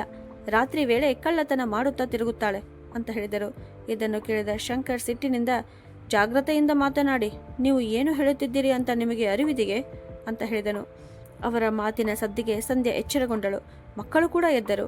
ಸಂಧ್ಯಾ ನಿದ್ರೆಯಲ್ಲಿ ಎದ್ದು ಕುಳಿತು, ಏನಾಯಿತು? ಬೆಳಗ್ಗೆ ಬೆಳಗ್ಗೆ ಇವರು ನಮ್ಮ ಕೋಣೆಯಲ್ಲಿ ಏನು ಮಾಡುತ್ತಿದ್ದಾರೆ ಅಂತ ಕೇಳಿದಳು. ಅದಕ್ಕೆ ಶಾರದಾ ಅವರು, ಸೊಸೆ ತುಂಬಾ ಮುಗ್ಧಳಂತ ನಡೆಸಬೇಡ, ನಮಗೆ ಎಲ್ಲ ಗೊತ್ತಿದೆ ಅಂತ ಹೇಳಿದರು. ಸಂಧ್ಯಾ ತಕ್ಷಣ ಎದ್ದು ಕುಳಿತು, ಏನು ಗೊತ್ತಿದೆ ಎಂದು ಕೇಳಿದಳು. ಶಾರದಾ ಅವರು ನೇರವಾಗಿ ಹೇಳಿದರು, ನೀನು ನಮ್ಮ ಹಣ ಕದ್ದಿದ್ದೀಯಾ? ನಮ್ಮ ಹಣವನ್ನು ಈಗಲೇ ಹಿಂತಿರುಗಿಸು ಅಂತ. ಇದನ್ನು ಕೇಳಿದ ಸಂಧ್ಯಾ ಕೋಪದಿಂದ ಉರಿದು ಬಿದ್ದಳು ಮತ್ತು ಅವಳು ತನ್ನ ಅತ್ತೆಯ ಮೇಲೆ ಕೈ ಎತ್ತಲು ಮುಂದಾದಳು. ಆದರೆ ಅಷ್ಟರಲ್ಲಿ ಶಾಮಣ್ಣನವರು ಅವಳ ಕೈಯನ್ನು ಹಿಡಿದು ಬಿಟ್ಟರು. ಒಮ್ಮೆ ಕೈ ಎತ್ತಿ ನೋಡು ಎಂದು ಅವರು ಕೋಪದಿಂದ ಹೇಳಿದರು. ಇದನ್ನು ನೋಡಿ ಶಂಕರ್ಗೆ ಕೋಪ ಬಂದಿತು. ನನ್ನ ಹೆಂಡತಿಯೊಂದಿಗೆ ಹೇಗೆ ವರ್ತಿಸುತ್ತಿದ್ದೀರಿ ನೀವು? ಒಂದು ಕಡೆ ಸುಳ್ಳು ಆರೋಪ ಮಾಡುತ್ತಿದ್ದೀರಿ, ಅದರ ಮೇಲೆಯೂ ಇಷ್ಟು ಕೆಟ್ಟದಾಗಿ ಮಾತನಾಡುತ್ತಿದ್ದೀರಿ ಎಂದು ಅವನು ಕೂಗಿದನು. ಅದಕ್ಕೆ ಶಾಮಣ್ಣನವರು, ಹಾಗಾದರೆ ನಿಮ್ಮ ಕೋಣೆಯನ್ನು ಪರಿಶೀಲಿಸಲು ಬಿಡು, ಆರೋಪ ಸುಳ್ಳಾಗಿದ್ದರೆ ಸತ್ಯ ಗೊತ್ತಾಗುತ್ತದೆ ಅಂತ ಹೇಳಿದರು. ತನ್ನ ಹೆಂಡತಿ ಕಳ್ಳತನ ಮಾಡಿರಬಹುದು ಎಂಬ ಅನುಮಾನ ಶಂಕರ್ಗೆ ಇರಲಿಲ್ಲ. ಆದ್ದರಿಂದ ಅವನು ತಕ್ಷಣ, ಸರಿ, ಪರಿಶೀಲಿಸಿ, ನಿಮಗೆ ಬೇಕಾದಂತೆ ನೋಡಿಕೊಳ್ಳಿ, ಆದರೆ ಹಣ ಸಿಗದಿದ್ದರೆ ನಿಮ್ಮಿಬ್ಬರಿಗೂ ಒಳ್ಳೆಯದಾಗುವುದಿಲ್ಲ ಎಂದು ಹೇಳಿದನು. ಇದನ್ನು ಕೇಳಿದ ಸಂಧ್ಯಾ ಗಾಬರಿಯಿಂದ ಅಲ್ಮಾರಿಯ ಮುಂದೆ ನಿಂತುಕೊಂಡಳು. ಆ ಮೂಲಕ ತನ್ನ ತಪ್ಪನ್ನೇ ಬಹಿರಂಗಪಡಿಸಿದಳು. ಆಗ ಶಂಕರ್, ನೀನು ಕಳ್ಳತನ ಮಾಡಿಲ್ಲ ಅಂದರೆ ಪರಿಶೀಲಿಸಲು ಬಿಡು ಅಂತ ಹೇಳಿದನು. ಆದರೂ ಸಂಧ್ಯಾ ಅಲ್ಮಾರಿಯ ಮುಂದೆ ನಿಂತೇ ಇದ್ದಳು. ಕೊನೆಗೆ ಶಂಕರ್ ಅವಳನ್ನು ಅಲ್ಲಿಂದ ಸರಿಸಿದನು. ಅದರೊಳಗೆ ಏನೂ ಇಲ್ಲ ಎಂದು ಸಂಧ್ಯಾ ಹೇಳುತ್ತಿದ್ದರೂ ಶಂಕರ್ ಅವಳನ್ನು ಹಿಡಿದುಕೊಂಡೇ ಇದ್ದನು. ಶಾಮಣ್ಣನವರು ಅಲ್ಮಾರಿಯನ್ನ ತೆರೆದು ನೋಡಿದಾಗ ಬಟ್ಟೆಗಳ ಮಧ್ಯೆ ಅದೇ ಹಣದ ಚೀಲ ಸಿಕ್ಕಿತು. ಅದನ್ನು ಕಂಡ ತಕ್ಷಣ ಸಂಧ್ಯಾಳ ಕಣ್ಣುಗಳು ಕೆಳಗೆ ಬಿದ್ದವು. ಶಂಕರ್ ಆಶ್ಚರ್ಯದಿಂದ ನಿಂತನು. ಶಾರದಾ ಅವರು ನೋವಿನಿಂದ, ಏನಪ್ಪ ಮಗನೇ, ನಿನ್ನ ಹೆಂಡತಿ ಏನನ್ನು ಕದ್ದಿಲ್ಲ ಅಂತ ಹೇಳುತ್ತಿದ್ದೀಯಲ್ಲ, ಹಾಗಾದರೆ ಇದು ಏನು ಅಂತ ಕೇಳಿದರು. ಶಾಮಣ್ಣನವರು ಅದೇ ಪ್ರಶ್ನೆ ಕೇಳಿದರು. ಆದರೆ ಎಲ್ಲರೂ ನಿರೀಕ್ಷಿಸಿದ್ದಕ್ಕೆ ವಿರುದ್ಧವಾಗಿ ಶಂಕರ್ ತನ್ನ ಹೆಂಡತಿಯನ್ನ ಗದರಿಸುವ ಬದಲು ಮತ್ತೆ ತನ್ನ ತಂದೆ ತಾಯಿಯ ಮೇಲೆಯೇ ಸಿಟ್ಟುಗೊಂಡನು. ನೀವೇ ಅವಳ ತಲೆ ಕೆಡಿಸಿದ್ದೀರಿ, ಇದನ್ನು ಅವಳೇ ಇಟ್ಟಿದ್ದಾಳೆ ಎಂಬುದಕ್ಕೆ ಏನು ಸಾಕ್ಷಿ? ನೀವೇ ನಿಮ್ಮ ಹಣದ ಚೀಲವನ್ನ ನಮ್ಮ ಅಲ್ಮಾರಿಯಲ್ಲಿ ಬಚ್ಚಿಟ್ಟಿರಬಹುದು ಎಂದು ಹೇಳಿದನು. ಗಂಡ ತನ್ನ ಪರವಾಗಿ ಮಾತನಾಡುವುದನ್ನು ನೋಡಿ ಸಂಧ್ಯಾಳ ಧೈರ್ಯ ಮತ್ತಷ್ಟು ಹೆಚ್ಚಾಯಿತು. ಅವಳು ಕೂಡ ತಕ್ಷಣ, ಹೌದು, ಇವರು ನಿನ್ನೆ ರಾತ್ರಿಯಿಂದಲೂ ನನಗೆ ಒಂದಿಲ್ಲ ಒಂದು ಮಾತು ಕೇಳಿಸುತ್ತಿದ್ದಾರೆ ಎಂದಳು. ಇದನ್ನು ಕೇಳಿ ಶಾರದಾ ಮತ್ತು ಶಾಮಣ್ಣ ಇಬ್ಬರು ಕೋಪದಿಂದ ಅವರನ್ನು ನೋಡಿದರು. ಅದಕ್ಕೆ ಶಂಕರ್ ಮತ್ತೆ ಕೂಗಿದನು, ಏನು ನೋಡುತ್ತಿದ್ದೀರಿ, ಈಗಲೇ ನನ್ನ ಕೋಣೆಯಿಂದ ಹೊರಗೆ ಹೋಗಿ ಅಂತ. ಮಗನ ಬಾಯಿಯಿಂದ ಇಂತಹ ಮಾತುಗಳನ್ನು ಕೇಳಿ ಆ ತಂದೆ ತಾಯಿ ಮೌನವಾಗಿ ಕೋಣೆಯಿಂದ ಹೊರಬಂದರು. ಆದರೆ ಕೆಲವೇ ನಿಮಿಷಗಳ ನಂತರ ಪರಿಸ್ಥಿತಿ ಸಂಪೂರ್ಣವಾಗಿ ಬದಲಾಯಿತು. ಶಾಮಣ್ಣನವರು ಮತ್ತು ಶಾರದಾ ಇಬ್ಬರು ಕೈಯಲ್ಲಿ ಕೋಲು ಹಿಡಿದು ಮತ್ತೆ ಶಂಕರ್ ಮತ್ತು ಸಂಧ್ಯಾಳ ಮುಂದೆ ನಿಂತರು. ನಮ್ಮ ಮನೆಯಲ್ಲಿಂದ ನಮಗೆ ಹೊರ ಹೋಗು ಅಂತ ಹೇಳುತ್ತೀಯಾ ಎಂದು ಶಾಮಣ್ಣನವರು ಕೋಪದಿಂದ ಹೇಳಿದರು. ವರ್ಷಗಳ ಕಾಲ ಮನಸ್ಸಿನೊಳಗೆ ಒತ್ತಿ ಹಿಡಿದಿದ್ದ ನೋವು ಮತ್ತು ಕೋಪ ಇಂದು ಸಿಡಿದು ಹೊರಬಂದಿತ್ತು. ಅವರು ಗಟ್ಟಿಯಾದ ಧ್ವನಿಯಲ್ಲಿ, ನೀವು ನಮ್ಮ ವೃದ್ಧಾಪ್ಯವನ್ನ ನರಕವನ್ನಾಗಿ ಮಾಡಿದ್ದೀರಿ. ನಮ್ಮ ಖರ್ಚು ನೋಡಿಕೊಳ್ಳುವುದಿಲ್ಲ, ನಮ್ಮ ಸೇವೆ ಮಾಡುವುದಿಲ್ಲ. ನಾವು ಕಷ್ಟಪಟ್ಟು ದುಡಿದು 2 ಹೊತ್ತು ಊಟ ಮಾಡಿಕೊಳ್ಳಲು ಯತ್ನಿಸಿದರೆ ಅದನ್ನು ಸಹಿಸುವುದಿಲ್ಲ. ನಮ್ಮ ಶ್ರಮದ ಹಣವನ್ನು ಕದಿಯುತ್ತೀರಿ ಅಂತ ಹೇಳಿದರು. ಶಾರದಾ ಅವರು ನೋವಿನಿಂದ, ನನ್ನ ಪ್ರತಿಯೊಂದು ಕೆಲಸವನ್ನ ಅನುಕರಿಸುವುದು ತುಂಬಾ ಇಷ್ಟ ಅಲ್ಲವೇ ನಿನಗೆ? ಈಗ ಹೋಗಿ ನಿಮ್ಮ ಜೀವನವನ್ನು ನೀವೇ ಕಟ್ಟಿಕೊಳ್ಳಿ ಅಂತ ಹೇಳಿದರು. ಶಾಮಣ್ಣನವರು ದೃಢವಾದ ಸ್ವರದಲ್ಲಿ, ಪ್ರತಿ ತಪ್ಪು ಕೆಲಸದಲ್ಲಿಯೂ ಹೆಂಡತಿಯ ಪರ ನಿಲ್ಲುವುದು ನಿನಗೆ ತುಂಬಾ ಇಷ್ಟ ಅಲ್ಲವೇ? ಹಾಗಾದರೆ ಇನ್ನು ಮುಂದೆ ನಿಮ್ಮ ಜವಾಬ್ದಾರಿಯನ್ನ ನೀವೇ ಹೊತ್ತುಕೊಳ್ಳಿ, ನಮ್ಮ ಮನೆಯಿಂದ ಹೊರಗೆ ಹೋಗಿ ಅಂತ ಹೇಳಿದರು. ಈ ಮಾತುಗಳನ್ನು ಕೇಳುತ್ತಿದ್ದಂತೆಯೇ ಶಂಕರ್ ಮತ್ತು ಸಂಧ್ಯಾಳ ಧೈರ್ಯ ಕುಸಿದು ಹೋಯಿತು. ಇಲ್ಲಿಯವರೆಗೆ ಅಹಂಕಾರದಿಂದ ವರ್ತಿಸಿದ್ದ ಇಬ್ಬರು ಈಗ ತಮ್ಮ ಮುಂದೆ ನಿಂತಿದ್ದ ದೃಢ ನಿಶ್ಚಯದ ತಂದೆ ತಾಯಿಯನ್ನ ನೋಡಿ ಹೆದರಿಬಿಟ್ಟರು. ಮನೆ ಬಿಟ್ಟು ಹೊರ ಹೋಗಬೇಕಾದರೆ ಎಲ್ಲಿ ಹೋಗುವುದು? ಬಾಡಿಗೆ ಮನೆಯ ಹಣವನ್ನು ಹೇಗೆ ಕೊಡಬೇಕು ಎಂಬ ಯೋಚನೆಗಳು ಅವರ ಮನಸ್ಸಿನಲ್ಲಿ ಓಡಾಡಿದವು. ಕೊನೆಗೆ ಇಬ್ಬರು ತಂದೆ ತಾಯಿಯ ಪಾದಗಳಿಗೆ ಬಿದ್ದು ಅಳುತ್ತಾ ಕ್ಷಮೆ ಕೇಳತೊಡಗಿದರು. ಆದರೆ ವರ್ಷಗಳ ನೋವು ಅನುಭವಿಸಿದ್ದ ಶಾಮಣ್ಣನವರು ಗಟ್ಟಿಯಾದ ಧ್ವನಿಯಲ್ಲಿ, ಇನ್ನೂ ಕ್ಷಮೆ ಕೇಳುವುದರಿಂದ ಮಾತ್ರ ಸಾಲದು. ನೀವು ಮಾಡಿದ ತಪ್ಪಿನ ಗಂಭೀರತೆಯನ್ನು ಮೊದಲು ನೀವು ಅರ್ಥ ಮಾಡಿಕೊಳ್ಳಬೇಕು. ಯಾವ ಕ್ಷಮೆಯೂ ಇಲ್ಲ. ಇನ್ನು ಮುಂದೆ ನನ್ನ ಮನೆಯಲ್ಲಿ ನಿಮ್ಮನ್ನು ಒಂದು ಕ್ಷಣವೂ ಸಹಿಸಿಕೊಳ್ಳುವುದಿಲ್ಲ. ನಾವು ಅತಿಯಾದ ಮಮತೆಯಿಂದ ನಿನ್ನನ್ನು ಹಾಳು ಮಾಡಿದ್ದೇವೆ, ತಲೆಯ ಮೇಲೆ ಕೂರಿಸಿಕೊಂಡಿದ್ದೇವೆ. ಆದರೆ ಈಗ ಎಲ್ಲವೂ ಮಿತಿ ಮೀರಿದೆ. ಒಂದೇ ಮನೆಯಲ್ಲಿ ಇದ್ದರೂ ನಮ್ಮಂತಹ ವೃದ್ಧರನ್ನ 2 ಹೊತ್ತಿನ ಊಟಕ್ಕಾಗಿ ಬೇರ್ಪಡಿಸಿದ್ದೀರಿ. ಆಗಲೂ ನಾವು ಏನು ಮಾತನಾಡಲಿಲ್ಲ. ನಮ್ಮ ಚಿಕಿತ್ಸೆಗಾಗಿ 1 ರೂಪಾಯಿಯನ್ನು ಕೊಡಲಿಲ್ಲ. ಆಗಲೂ ನಾವು ಮೌನವಾಗಿದ್ದೆವು. ನಿನ್ನ ಹೆಂಡತಿ ಹಗಲು ರಾತ್ರಿ ನಿನ್ನ ತಾಯಿಗೆ ಕಿರುಕುಳ ಕೊಡುತ್ತಿದ್ದಳು. ಆಗಲೂ ನಾವು ಸಹಿಸಿಕೊಂಡೆವು. ಆದರೆ ಪ್ರತಿಯೊಂದಕ್ಕೂ ಒಂದು ಮಿತಿ ಇರುತ್ತದೆ. ಈಗ ಈ ಮಿತಿಯು ದಾಟಿದೆ. ಇನ್ನು ಅರ್ಧ ಗಂಟೆಯೊಳಗೆ ನನ್ನ ಮನೆಯನ್ನ ಖಾಲಿ ಮಾಡಿ. ಇಲ್ಲದಿದ್ದರೆ ನೆರೆಹೊರೆಯವರನ್ನೆಲ್ಲ ಕರೆದು ನಿಮ್ಮ ಕೃತ್ಯಗಳನ್ನು ಹೇಳಿಬಿಡುತ್ತೇನೆ ಅಂತ ಹೇಳಿದರು. ಶಾಮಣ್ಣನವರ ಧ್ವನಿಯಲ್ಲಿ ವರ್ಷಗಳ ನೋವು ಮತ್ತು ಆಕ್ರೋಶ ತುಂಬಿತ್ತು. ಶಂಕರ್ ಅಳುತ್ತಾ, ಆದರೆ ಅಪ್ಪ, ನಾವು ಎಲ್ಲಿ ಹೋಗಬೇಕು ಅಂತ ಹೇಳಿದನು. ಅದಕ್ಕೆ ಶಾಮಣ್ಣನವರು ಕಠಿಣವಾಗಿ ಉತ್ತರಿಸಿದರು, ಅದು ನಮಗೆ ಗೊತ್ತಿಲ್ಲ. ಎಲ್ಲಿ ಬೇಕಾದರೂ ಹೋಗಿ ಬದುಕಿ, ಆದರೆ ನಮಗೆ ನೆಮ್ಮದಿಯಾಗಿ ಬದುಕಲು ಬಿಡಿ ಅಂತ. ಅವರು ತಮ್ಮ ಮಗ ಮತ್ತು ಸೊಸೆಗೆ ಸಾಮಾನುಗಳನ್ನು ತೆಗೆದುಕೊಂಡು ಹೋಗಲು ಅರ್ಧ ಗಂಟೆಯ ಸಮಯ ನೀಡಿದರು. ಅರ್ಧ ಗಂಟೆಯೊಳಗೆ ಶಂಕರ್ ಮತ್ತು ಸಂಧ್ಯಾ ತಮ್ಮ ಅಗತ್ಯ ವಸ್ತುಗಳನ್ನು ಕಟ್ಟಿ ಮಕ್ಕಳೊಂದಿಗೆ ಮನೆ ಬಿಟ್ಟು ಹೊರಟರು. ನಂತರ ಶಂಕರ್ ತನ್ನ ತಂದೆಯ ಸ್ನೇಹಿತ ರಾಮು ಅವರ ಮನೆಗೆ ಹೋಗಿ ಸಹಾಯ ಕೇಳಿದನು. ತಂದೆಯೊಂದಿಗೆ ಮಾತನಾಡಿ ಮನವೊಲಿಸುವಂತೆ ಕೋರಿದನು. ಅಳುತ್ತಾ ಬೇಡಿಕೊಳ್ಳುತ್ತಾ ತನ್ನ ಪರಿಸ್ಥಿತಿಯನ್ನ ವಿವರಿಸಿದನು. ರಾಮು ಅವರು ಶಾಮಣ್ಣನವರಿಗೆ ಕರೆ ಮಾಡಿ ಮಾತನಾಡಿದರು. ಆದರೆ ಶಾಮಣ್ಣನವರು ತಮ್ಮ ನಿರ್ಧಾರವನ್ನು ಬದಲಿಸಲಿಲ್ಲ. ಅವರು ಹೇಳಿದರು, ರಾಮು, ನೀನು ಏನು ಹೇಳಿದರೂ ಕೇಳುತ್ತೇನೆ. ಆದರೆ ಇವರು ಮತ್ತೆ ನಮ್ಮ ಮನೆಯಲ್ಲಿ ಇರಲಿ ಎಂದು ಮಾತ್ರ ಹೇಳಬೇಡ. ನಾವು ಈ ವಯಸ್ಸಿನಲ್ಲಿ ನೆಮ್ಮದಿಯಿಂದ ಬದುಕಬೇಕು. ಮಕ್ಕಳೊಂದಿಗೆ ಸಾಕಷ್ಟು ಕಷ್ಟ ಅನುಭವಿಸಿದ್ದೇವೆ. ಈಗ ಉಳಿದ ಜೀವನವನ್ನು ಶಾಂತಿಯಿಂದ ಕಳೆಯಲು ಬಯಸುತ್ತೇವೆ ಅಂತ. ಶಾಮಣ್ಣನವರು ನೋವು ಮತ್ತು ಕೋಪವನ್ನು ಅರ್ಥ ಮಾಡಿಕೊಂಡ ರಾಮು ಅವರು ಶಂಕರ್ ಮತ್ತು ಸಂಧ್ಯಾಳಿಗೆ ಸಹಾಯ ಮಾಡಲು ಸಾಧ್ಯವಾಗಲಿಲ್ಲ. ಹೀಗೆ ಇಬ್ಬರು ಅಲೆದಾಡುವ ಪರಿಸ್ಥಿತಿಗೆ ತಲುಪಿದರು. ಈ ದುಬಾರಿ ಕಾಲದಲ್ಲಿ ಸ್ವಂತ ಮನೆ ಕಟ್ಟುವುದು ಸುಲಭದ ಮಾತಲ್ಲ. ಆದ್ದರಿಂದ ಅವರು ಬಾಡಿಗೆ ಮನೆಯಲ್ಲಿ ವಾಸಿಸಲು ಆರಂಭಿಸಿದರು. ಹೀಗೆ 5 ವರ್ಷಗಳು ಕಳೆದು ಹೋದವು. ಆ ಅವಧಿಯಲ್ಲಿ ಶಂಕರ್ ಮತ್ತು ಸಂಧ್ಯಾಳ ನಡುವೆ ಆಗಾಗ ಜಗಳಗಳು ನಡೆಯುತ್ತಿದ್ದವು. ಅವರ ಮಕ್ಕಳು ಕೂಡ ದೊಡ್ಡವರಾಗುತ್ತಿದ್ದರು. ಕಾಲಕ್ರಮೇಣ ಅವರು ತಮ್ಮ ತಂದೆ ತಾಯಿಯೊಂದಿಗೆ ಹೇಗೆ ವರ್ತಿಸುತ್ತಿದ್ದರೋ ಅವರ ಮಕ್ಕಳು ಅವರೊಂದಿಗೆ ಅದೇ ರೀತಿಯ ವರ್ತನೆ ತೋರಿಸಲು ಆರಂಭಿಸಿದರು. ಇತ್ತ ಶಾಮಣ್ಣ ಮತ್ತು ಶಾರದಾ ಅವರು ನೆಮ್ಮದಿಯಿಂದ ತಮ್ಮ ಜೀವನವನ್ನು ಸಾಗಿಸುತ್ತಿದ್ದರು. ತಮ್ಮ ಹಳೆಯ ಅಂಗಡಿಯ ಯಶಸ್ಸಿನಿಂದ ಅವರು ಸ್ವಲ್ಪ ದೂರದಲ್ಲಿ ಇನ್ನೂ ದೊಡ್ಡ ಅಂಗಡಿಯನ್ನು ಖರೀದಿಸಿದರು. ಆ ಅಂಗಡಿ ಸುತ್ತಮುತ್ತಲಿನ ಪ್ರದೇಶಗಳಲ್ಲಿ ಬಹಳ ಪ್ರಸಿದ್ಧಿಯಾಯಿತು. ಅವರು ಗೌರವಾನ್ವಿತ ವ್ಯಕ್ತಿಗಳಾಗಿ ಹೆಸರುವಾಸಿಯಾದರು. ಯಾರಾದರೂ ನೀವು ನಿಮ್ಮ ಮಗ ಮತ್ತು ಸೊಸೆಯನ್ನ ಮನೆಯಿಂದ ಹೊರ ಹಾಕಿದ್ದು ಏಕೆ ಎಂದು ಕೇಳಿದರೆ ಶಾಮಣ್ಣನವರು ಹೆಮ್ಮೆಯಿಂದ ಉತ್ತರಿಸುತ್ತಿದ್ದರು. ಮಕ್ಕಳು ತಮ್ಮ ವೃದ್ಧ ತಂದೆ ತಾಯಿಗೆ ಕಿರುಕುಳ ನೀಡಿ ಅವರನ್ನ ಮನೆಯಿಂದ ಹೊರ ಹಾಕಬಹುದು ಎಂದಾದರೆ ತಂದೆ ತಾಯಿಯು ತಮ್ಮನ್ನು ಹಿಂಸಿಸುವ ಮಕ್ಕಳನ್ನ ಮನೆಯಿಂದ ಹೊರ ಹಾಕಬಹುದು.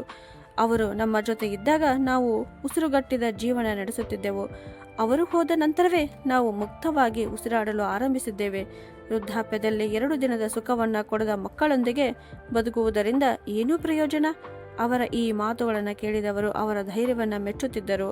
ಹಲವರು ತಮ್ಮ ಕುಟುಂಬದ ಸಮಸ್ಯೆಗಳ ಕುರಿತು ಸಲಹೆ ಪಡೆಯಲು ಅವರ ಬಳಿ ಬರತೊಡಗಿದರು. ಸ್ನೇಹಿತರೆ, ಹಿರಿಯರನ್ನ ಗೌರವಿಸುವುದು, ಅವರ ತ್ಯಾಗವನ್ನ ಅರ್ಥ ಮಾಡಿಕೊಳ್ಳುವುದು ಮತ್ತು ವೃದ್ಧಾಪ್ಯದಲ್ಲಿ ಅವರ ಜೊತೆ ನಿಲ್ಲುವುದು ಮಕ್ಕಳ ಕರ್ತವ್ಯವಾಗಿದೆ. ಪ್ರೀತಿ, ಗೌರವ ಮತ್ತು ಕೃತಜ್ಞತೆ ಇಲ್ಲದ ಸಂಬಂಧಗಳು ಕೊನೆಗೆ ಕುಟುಂಬವನ್ನ ಒಡೆಯುತ್ತವೆ. ಇತರರಿಗೆ ಕೊಡುವ ನೋವು ಒಂದು ದಿನ ಮರಳಿ ನಮ್ಮ ಜೀವನಕ್ಕೂ ಬರಬಹುದು ಎಂಬ ಸಂದೇಶವನ್ನ ಈ ಕತೆ ನೀಡುತ್ತದೆ. ಹಾಗಿದ್ದರೆ ಸ್ನೇಹಿತರೆ, ಕೊನೆಯಲ್ಲಿ ಶಾರದಾ ಮತ್ತು ಶಾಮಣ್ಣನವರು ತೆಗೆದುಕೊಂಡ ಗಟ್ಟಿ ನಿರ್ಧಾರ ಸರಿಯಾಗಿತ್ತೆ? ಕಮೆಂಟ್ ಮಾಡಿ ತಿಳಿಸಿ. ಕತೆಗೊಂದು ಲೈಕ್ ಕೊಟ್ಟು ಶೇರ್ ಮಾಡಿ ಹಾಗೂ ಇದೇ ಥರ ಕಥೆಗಳನ್ನು ನೋಡಲು ನಮ್ಮ ಚಾನಲನ್ನು ಸಬ್ಸ್ಕ್ರೈಬ್ ಮಾಡಿ. ಧನ್ಯವಾದಗಳು.